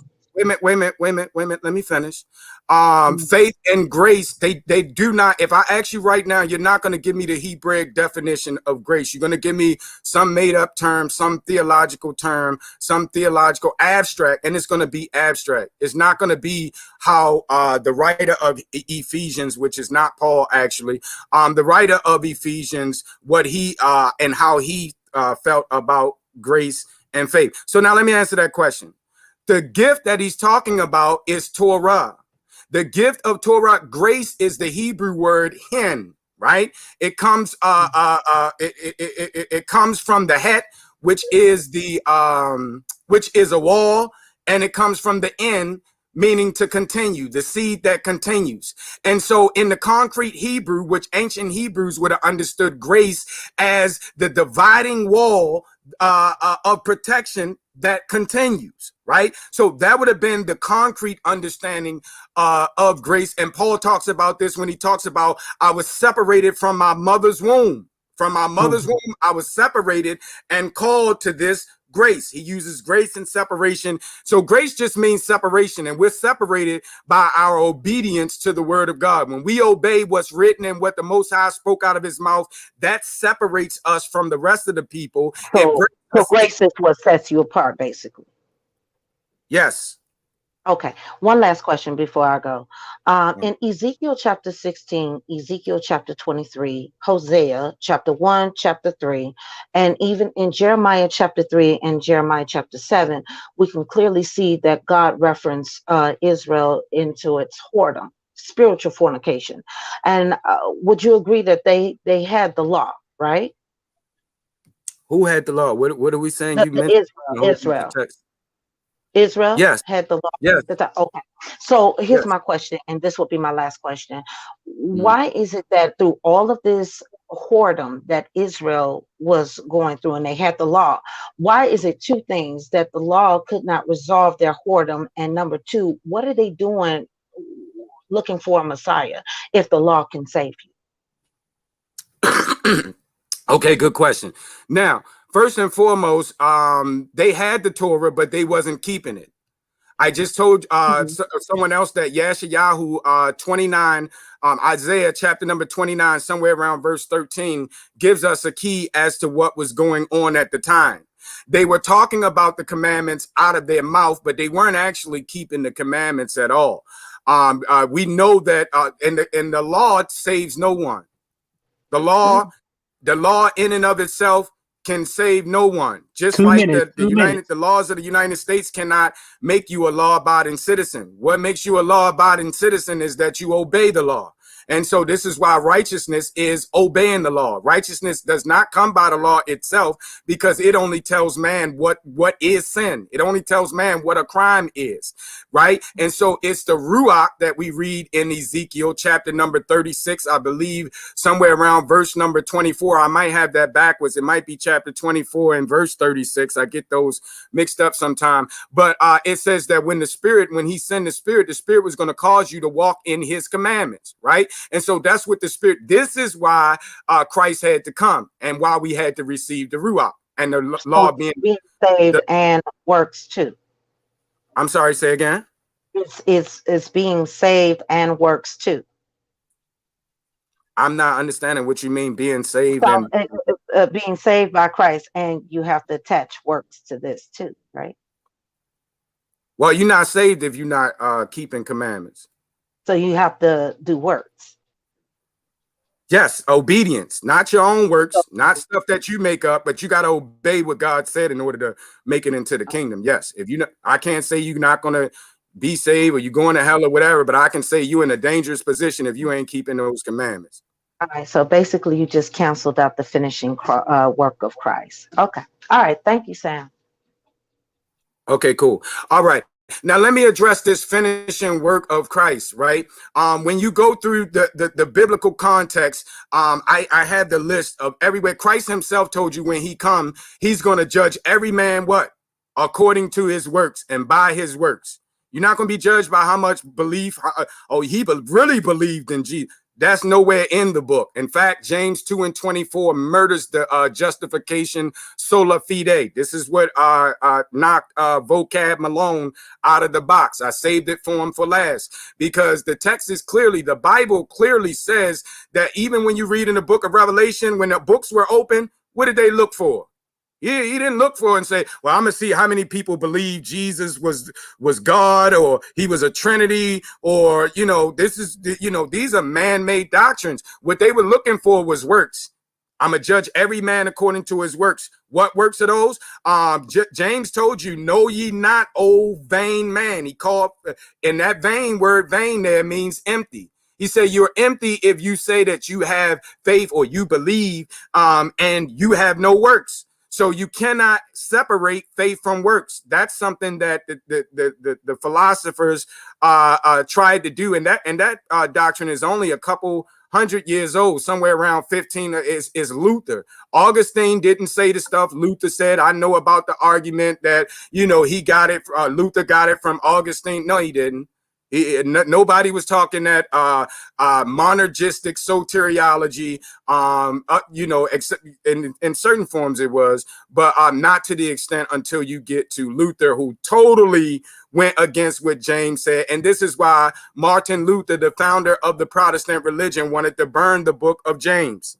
Right. And he was anti-Semitic, and he hated the Hebrew people, of which culture where he claims that he received his religion from, the Judeo-Christian faith, right? You call yourself a Judeo-Christian, but you hate the Jews. This dude was anti-Semitic. He wanted to trash and burn the book of James. Why? Because it totally kills his doctrine. Anybody out there that's listening, if you want to kill that justification sola fide, that's James chapter number 2, verse number 24. Besides the history and the understanding of the Hebrews that wrote the Bible, they thought they was justified by obedience, by obeying the same way we do today, not by believing in anything. And it's not our works. And let me mention this grace too, this gift, right? The wall that protects us, that we've been gifted with, is the Torah, right? This is how we're saved. This is how we separate ourselves from the judgment that's going to come. It's by hiding in the word. Heaven and earth shall pass away, but my word will stand. So while everything else is on fire, if you standing and walking in the word, in the way, then you can't be touched. You are untouchable.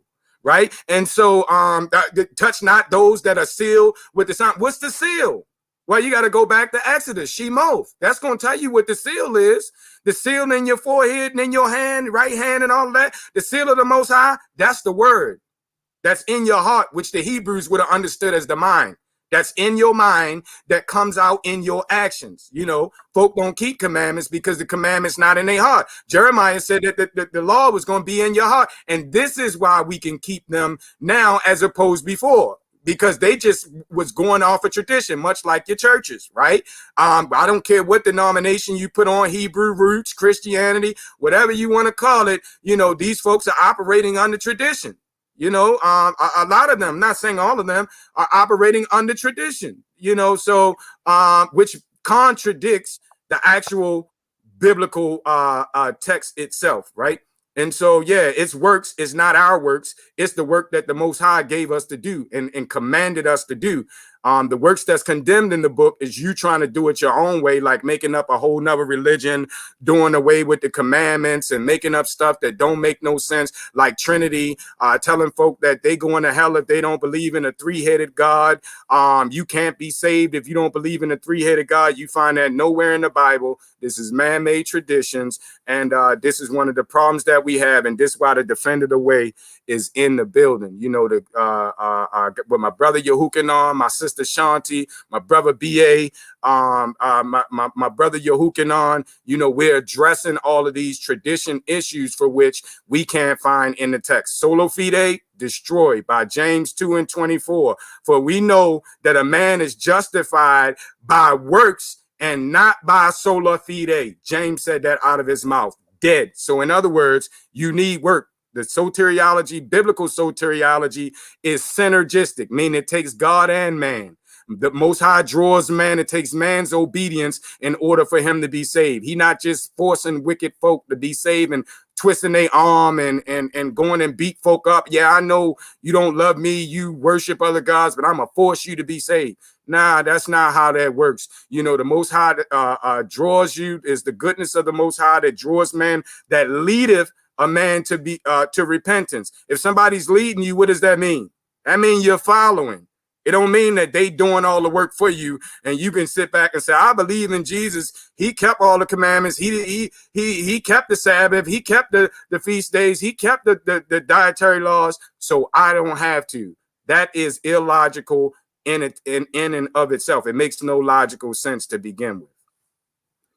All right. Shout out to Sister Cherry Love for coming on. Let me see. So we got a couple of returns. Oh man, y'all gonna try to keep me going. All right, so Sam, we coming up on 3 hours since we've been live. How do you want to proceed forward? It's up to you, broski.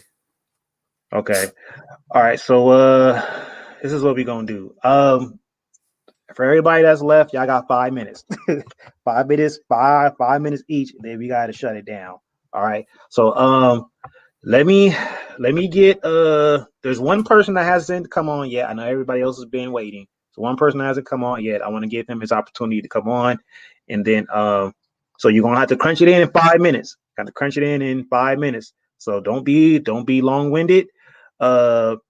And then to the guests, let's try to keep your response to about a minute, so that way they can try to get in as much as they can. So let's try to be more concise with the responses. All right.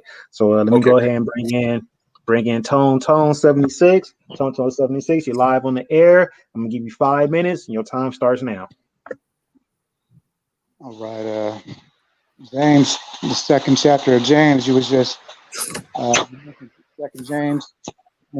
James, second chapter, that works. What is that? Could you define that for me, please? Is that the commandments or is that something different? The works that James is talking about is the commandments, obeying the what he called the perfect law of liberty.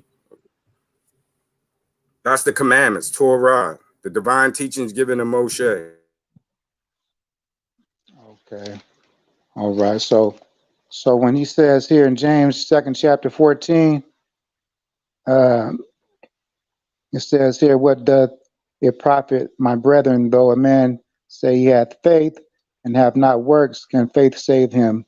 If a brother or sister be naked and destitute of daily food. So he goes on to say this is the type of work. But I understand where you're going with that, because it says previous, this talks about the verse 8 there, it says the royal law. Okay, I can get you on that. So I want to ask you, the law of liberty the law of faith and law of Christ. Could you briefly expound on that? They are all the same. They are all descriptions of the same law. The law of liberty. If you read the Tehillim, reading Tehillim, it says, "I will walk at liberty because I keep your commandments." So this is giving us a Hebraic perspective of the liberty. Also, Devarim chapter number 30, Deuteronomy chapter number 30, somewhere around verse number 11, 12, 13, somewhere around there. The Most High tells us specifically that these commandments are not impossible to keep. They're not hard to keep at all. And so, and they're not a burden. I think that's First John tell us that the commandments are not grievous, which is the same thing as a burden. So liberty, the law of liberty, Matthew 23 and 23, I believe it is where Hamashiach, Yahushua Hamashiach, actually says that faith is a part of the law. So when we talk about the law of faith, we're talking about, and when you listen at the word law, that just means teaching. So when we say law, people go crazy, but the Hebrews would have understood that the teachings of faith, the instructions of faith, not necessarily, a basic commandments regarding belief, as modern day Christendom would eisegete that text to say. Okay, I'm gonna have to go back and listen to that explanation. Okay, I appreciate that, my brother. One last question. The circumcision here in Acts, the 16th chapter, verses 1 through 3, with 3 being the point. Paul states there about, let me read it. It says here, this Acts, the 16th chapter, verse 3. 2 minutes, 2 minutes. Him would Paul have to go forth with him, and took and circumcised him because of the Jews which were in those quarters, for they knew all that his father was a Greek. So the question I would like to pose is, since you said, I think I caught you said something similar along the lines like circumcision is a requirement, correct? Or is physical circumcision?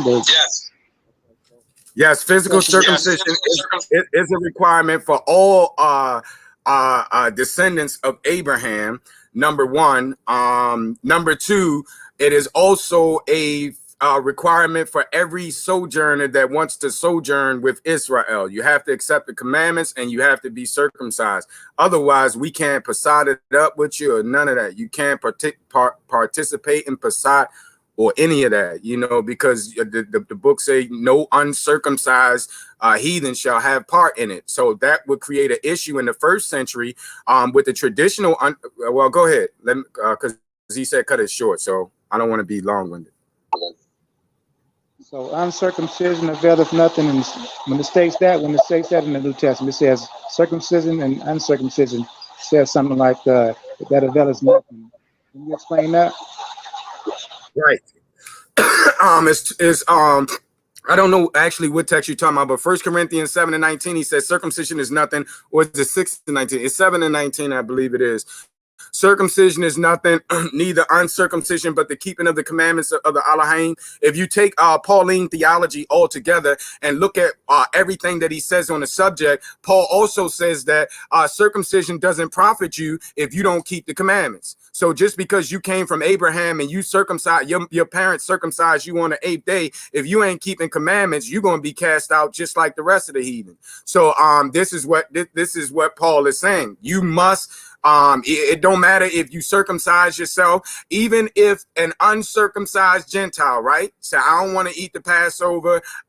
There's no commandment for a Gentile that don't want to eat the Passover to be circumcised unless they are sojourning with Israelites. And so in that case, when you have that case, what he's saying is that if you are keeping commandments, the only thing that matters is keeping the commandments. And we know that circumcision is part of the commandment. So logically, he cannot be telling them to keep the commandments, but don't be circumcised, because that's breaking the commandments. And that's something that he stated all throughout the book of Acts. If Luke's account of the historical account of Paul's ministry and the history of the Kahal, the first century Kahal, Paul denied those claims several times. So now, either we have misinterpreted Paul, or Paul was a lying, deceiving shyster, and I think it was the first one that we've misinterpreted Paul. I don't believe that he was a lying shyster. But if he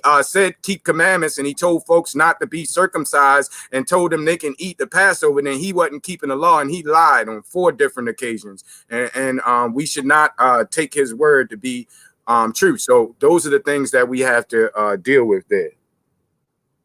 All right. Shout out to Tone76. Definitely appreciate your time and coming on, man. Always tuning in to the platform here on Debate Talk for You. Definitely appreciate your questions. So we're gonna go ahead and move along. All right. So Marlo Eugene, I'm gonna bring you back in. Got 5 minutes, man. Your time starts now. Shalom, fam. Can you hear me? Shalom. Yeah, Hello? we can hear you, bro. Okay. Hey, you from Baltimore, ain't you? Yep. Yeah, I could tell by the way you say your do's and your twos and stuff like that. I get real that quick, all the time, bro. For real, y'all all do that, yeah. But anyway, so real quick, I'm not coming in a spirit of contention. Yeah, oftentimes when I engage in dialogue, my modality is always that I'm probably wrong. Yeah, and that's how I learn the most. Now, most times or sometimes I find I'm not. But like Sirach says in 636, right? Like wear out the doormat of a wise man, yeah. Right. So in light of the ancient Hebraic expression of the wisdom of the Most High, right? You've got some pretty strong exegetes. And there were some other texts that I wanted to bring out, but once I was off, I was looking at all those texts and I heard what Renzo's response was, and I said, yeah, that's pretty sound there, yeah. But there was okay, let's go to like 2 Corinthians 8:9, because there's one more text that I want you to exegete in light of the idea that Christ might have had a pre-human existence, or yay or nay. And then it's verse 9, right? Now, mind you, if I'm looking at these texts through the lens of him having a pre-human existence, every single time I see a text that might, what would you say, suggest prolepsis, I'm going to assume that it's talking about Christ before he came in the flesh, right? And so when you look at, 2 Corinthians chapter 8, verse 9, for ye know that grace, the grace of our Lord Jesus Christ, Yeshua HaMashiach, that though he was rich, yet for your sakes he became poor, that ye through his poverty might be rich. When you look at a text like that, and even when Cherry Love came on, she had brought out a text about, what did she say? That give me the glory that I had before the world was. The reason why I say that there seems like there's such strong language is because I want to know what the definition is of was he rich in? What was this glory that he had before the world was? I can understand the exegete about the wisdom. I understand that. But what is he talking about when he says glory? And what does he mean when he says rich, according to your exegete, Bubba? Okay, good question. All right. So now I'm going back up to the text to get some context. Moreover, brethren, moreover, brother, I'm starting at 81. Moreover, brethren, we do you to wit of the grace of God bestowed on the churches of Macedonia, how that in great trial of affliction, the abundance of their joy and their deep poverty abounded unto the riches of their liberality. So here's the context about riches here. This is the first time riches is mentioned in the context here, in this passage. And so we have to ask ourselves, what are the riches of their liberality here? He's talking about their works and all of that. So what he's talking about is Christ being rich and being the appointed vessel. Just off the top, a quick exegete. I haven't gotten deep into this. For their power, I bear record, yea, and beyond their power, they were willing of themselves, praying us with much entreaty that we will receive the gift and take upon us the fellowship of the ministering to the saints. So it's telling, actually what this text is saying is that these folks are partakers of that riches of Christ. And so the riches, I believe contextually here is, the word and the work that the Most High had gave Christ to do. So I believe that's what that's addressing here. Verse 6, verse 5, and they did not as we hoped, but first gave their own selves to the Lord and unto us by the will of God. the will of God to Paul is Torah. So Paul's here talking about the commandments, insomuch that we desire Titus that as he begun, so he would also finish in you the same grace also. So Paul is talking about the Hebrew concept of the hen, which I just mentioned before, which is the word, obeying the word, separating us from the world, and thereby protecting us from the wrath of the Most High and from the curses that are upon the children of disobedience, right? Verse number 7, therefore, as ye abound in everything in faith, utterance, and knowledge. So this is the context. This is the riches that he's talking about in faith, which is consistency, in utterance, in knowledge, and in all diligence, and in your love to us. See that you abound in this grace also. I speak not by commandment, but by occasion of the forwardness of others, and to prove the sincerity of your love. So I'm not expounding upon the commandments. I'm actually giving my own opinion based on my experience. This is what Paul is saying here in verse 8.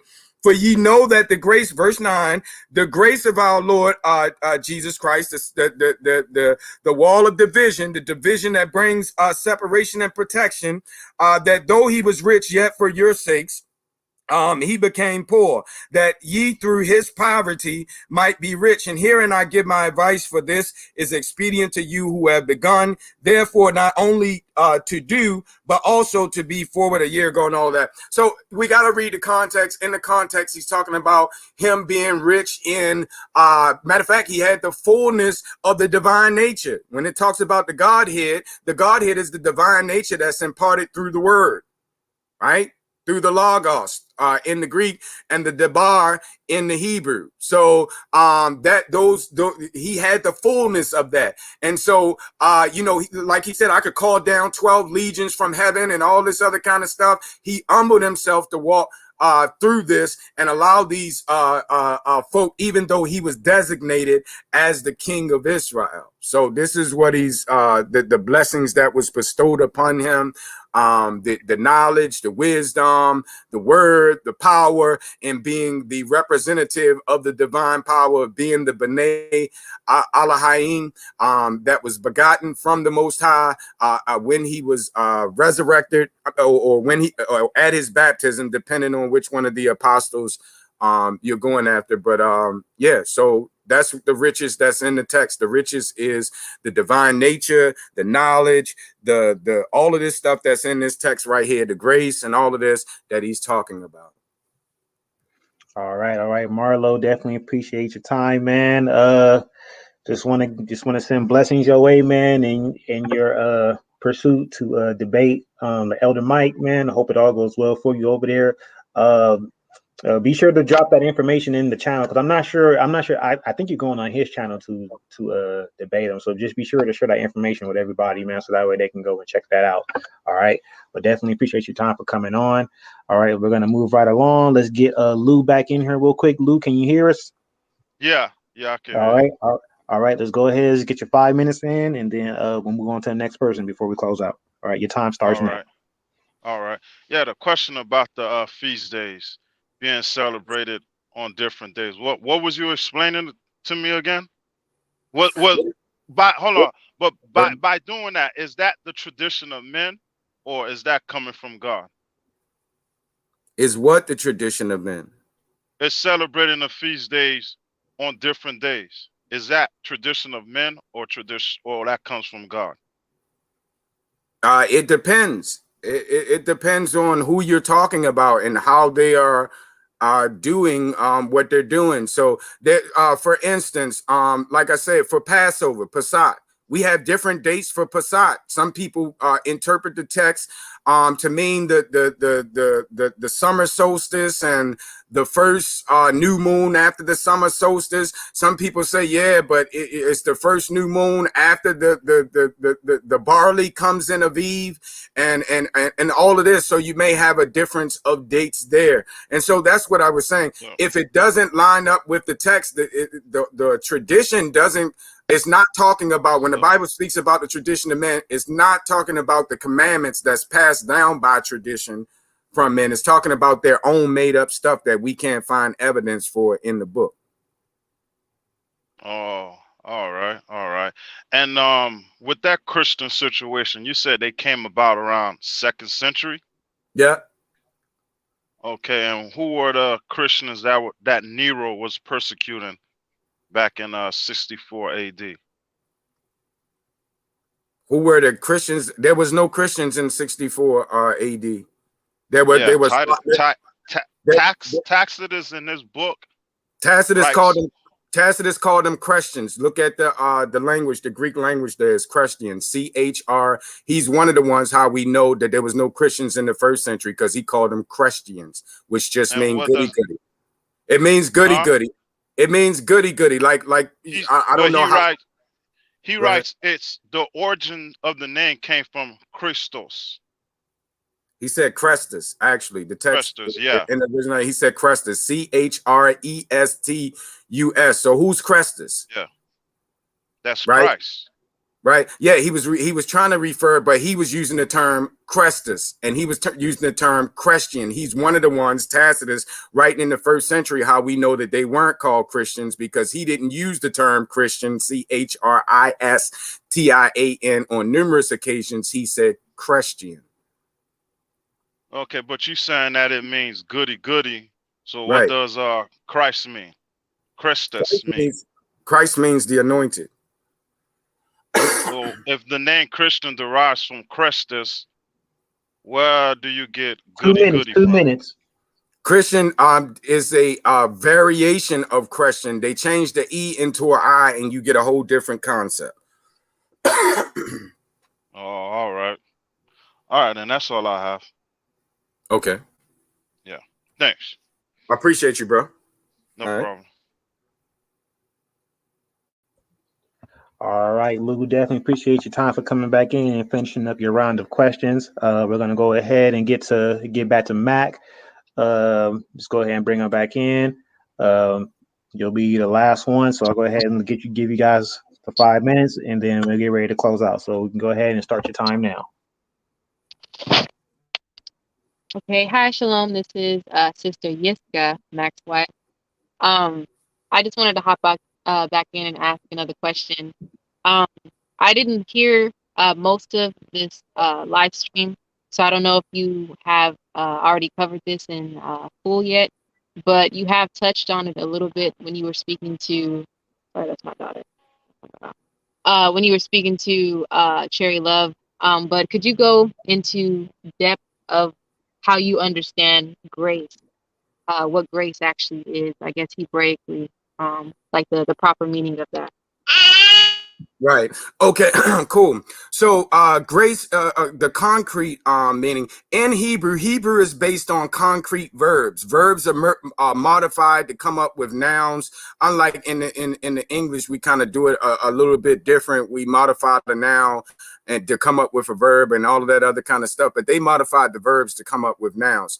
All Hebrew words go back to a 2-letter or 3-letter root system, which has the same core meaning. And anyway, grace, etymologically, when you what you have there is the hen, which is the picture of actually it's a ladder or something that looks like it's on a wall, and so they would have understood it in the Paleo Hebrew as a wall.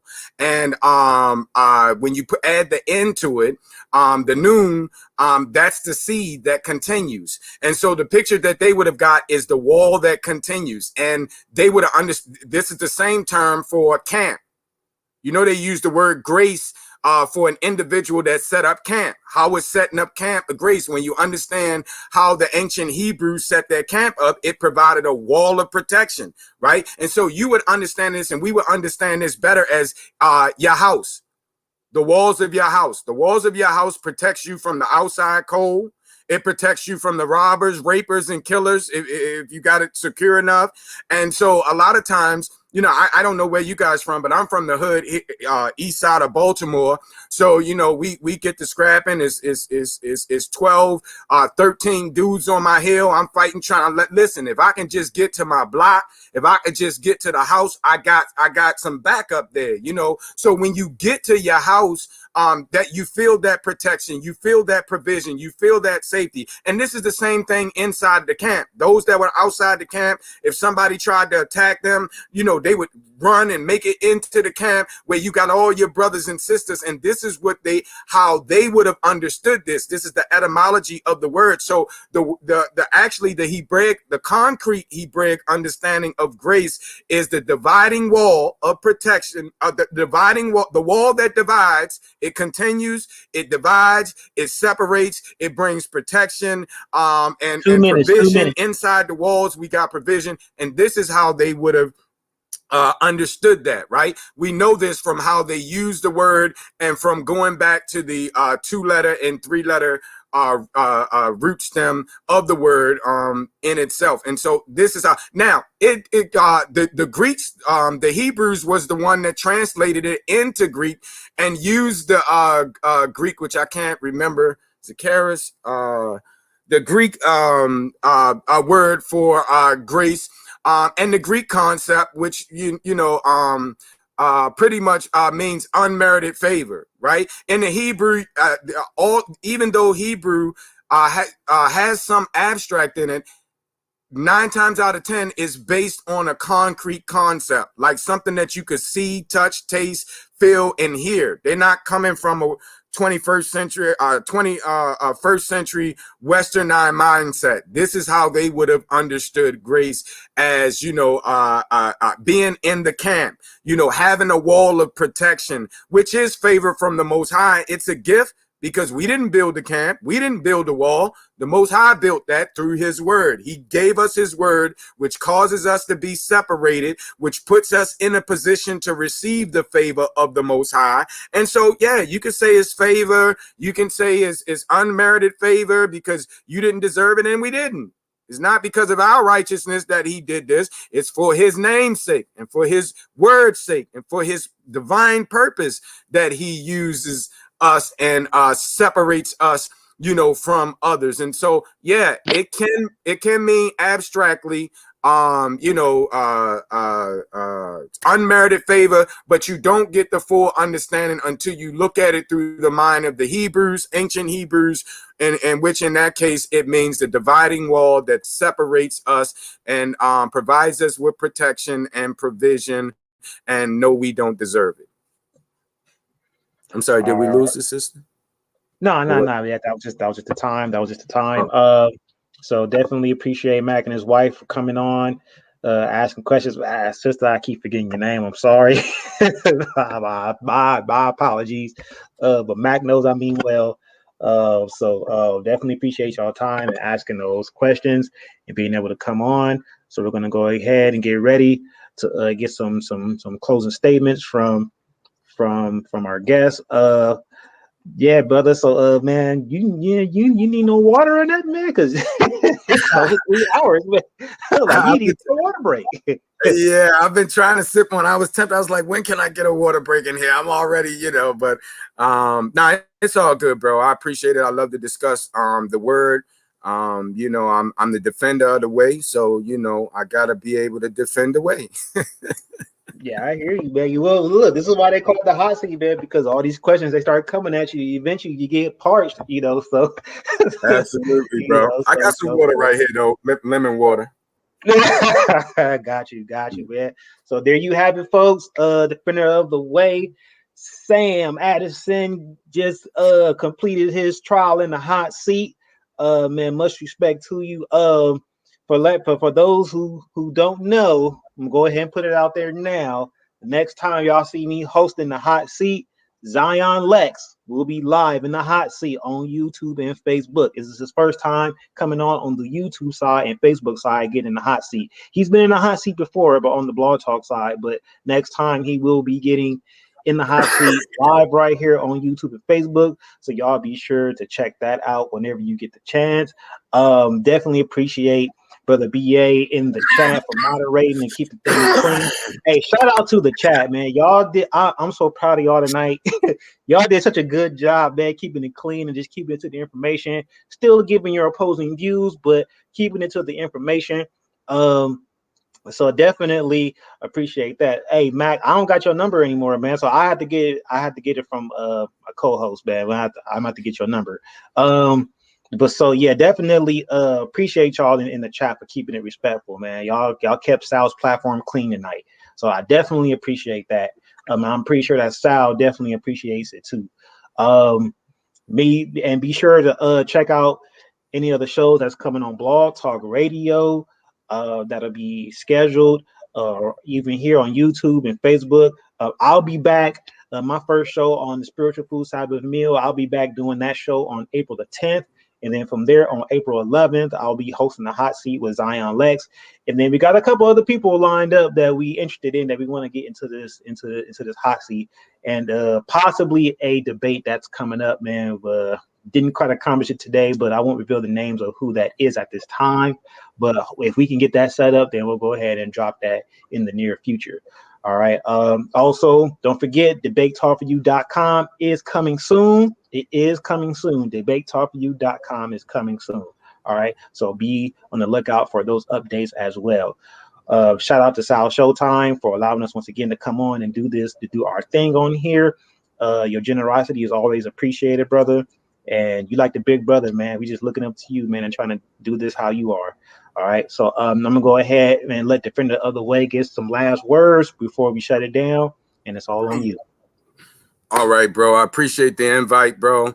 I had a few. Actually, it wasn't my idea. I had a few Christian individuals that I oftentimes discuss with, have discussions. Say, hey, listen, when are you gonna get on the hot seat? You know, I said, okay, I haven't been invited, and so, bro actually invited me to come on. I've enjoyed my time here. I've enjoyed the discussion.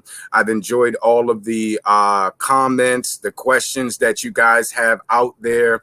If you want to get more truth that's based on factual evidence and not on tradition, you know, you certainly want to, you know, go ahead and subscribe to the Defenders of the Way YouTube channel and the Facebook. We have several. Well, we got actually a series that we're doing now, dealing with the miseducation of the urban apologetic community. You guys have heard the mention of the series on Galatians. That was pretty awesome. So you guys certainly want to go there and check that out. When you guys are ready to really get into the word and, you know, hear some sound conclusions that's based on cultural, historical, linguistic, philological evidences, you know, common sense stuff, primary, secondary, tertiary source evidence, you know, outside of tradition. We put truth over tradition, you know, that facts over fiction, you know, and so you certainly want to go ahead, get there. For those of you guys got real estate issues, trying to get into the real estate business, you need business funding, give us a call as well. We do that. Credit issues, we handle those as well. So we got a lot of things going on, you know, application wise, in the street wise. We just don't toot our own horn. You don't see us out there bragging about what we do, but we are putting in work behind the scenes, helping folk build businesses, you know, get access to business funding, even though they've been turned down, get credit issues squared away pretty rapidly instead of, you know, years and years and years down the line. So all of those things. But the main thing is defending the way. And I appreciate you guys listening, asking questions. I appreciate my brother Renzo, my sister Sheikah. I know I saw her in the building. Brother Jediah, all the brethren out there that consistently support the work and support the ministry. To the brother that reached out, you know, that has the debate with Mike Holloway. If you want some assistance with that, you know, we can continue the dialogue and you can bounce things off of us.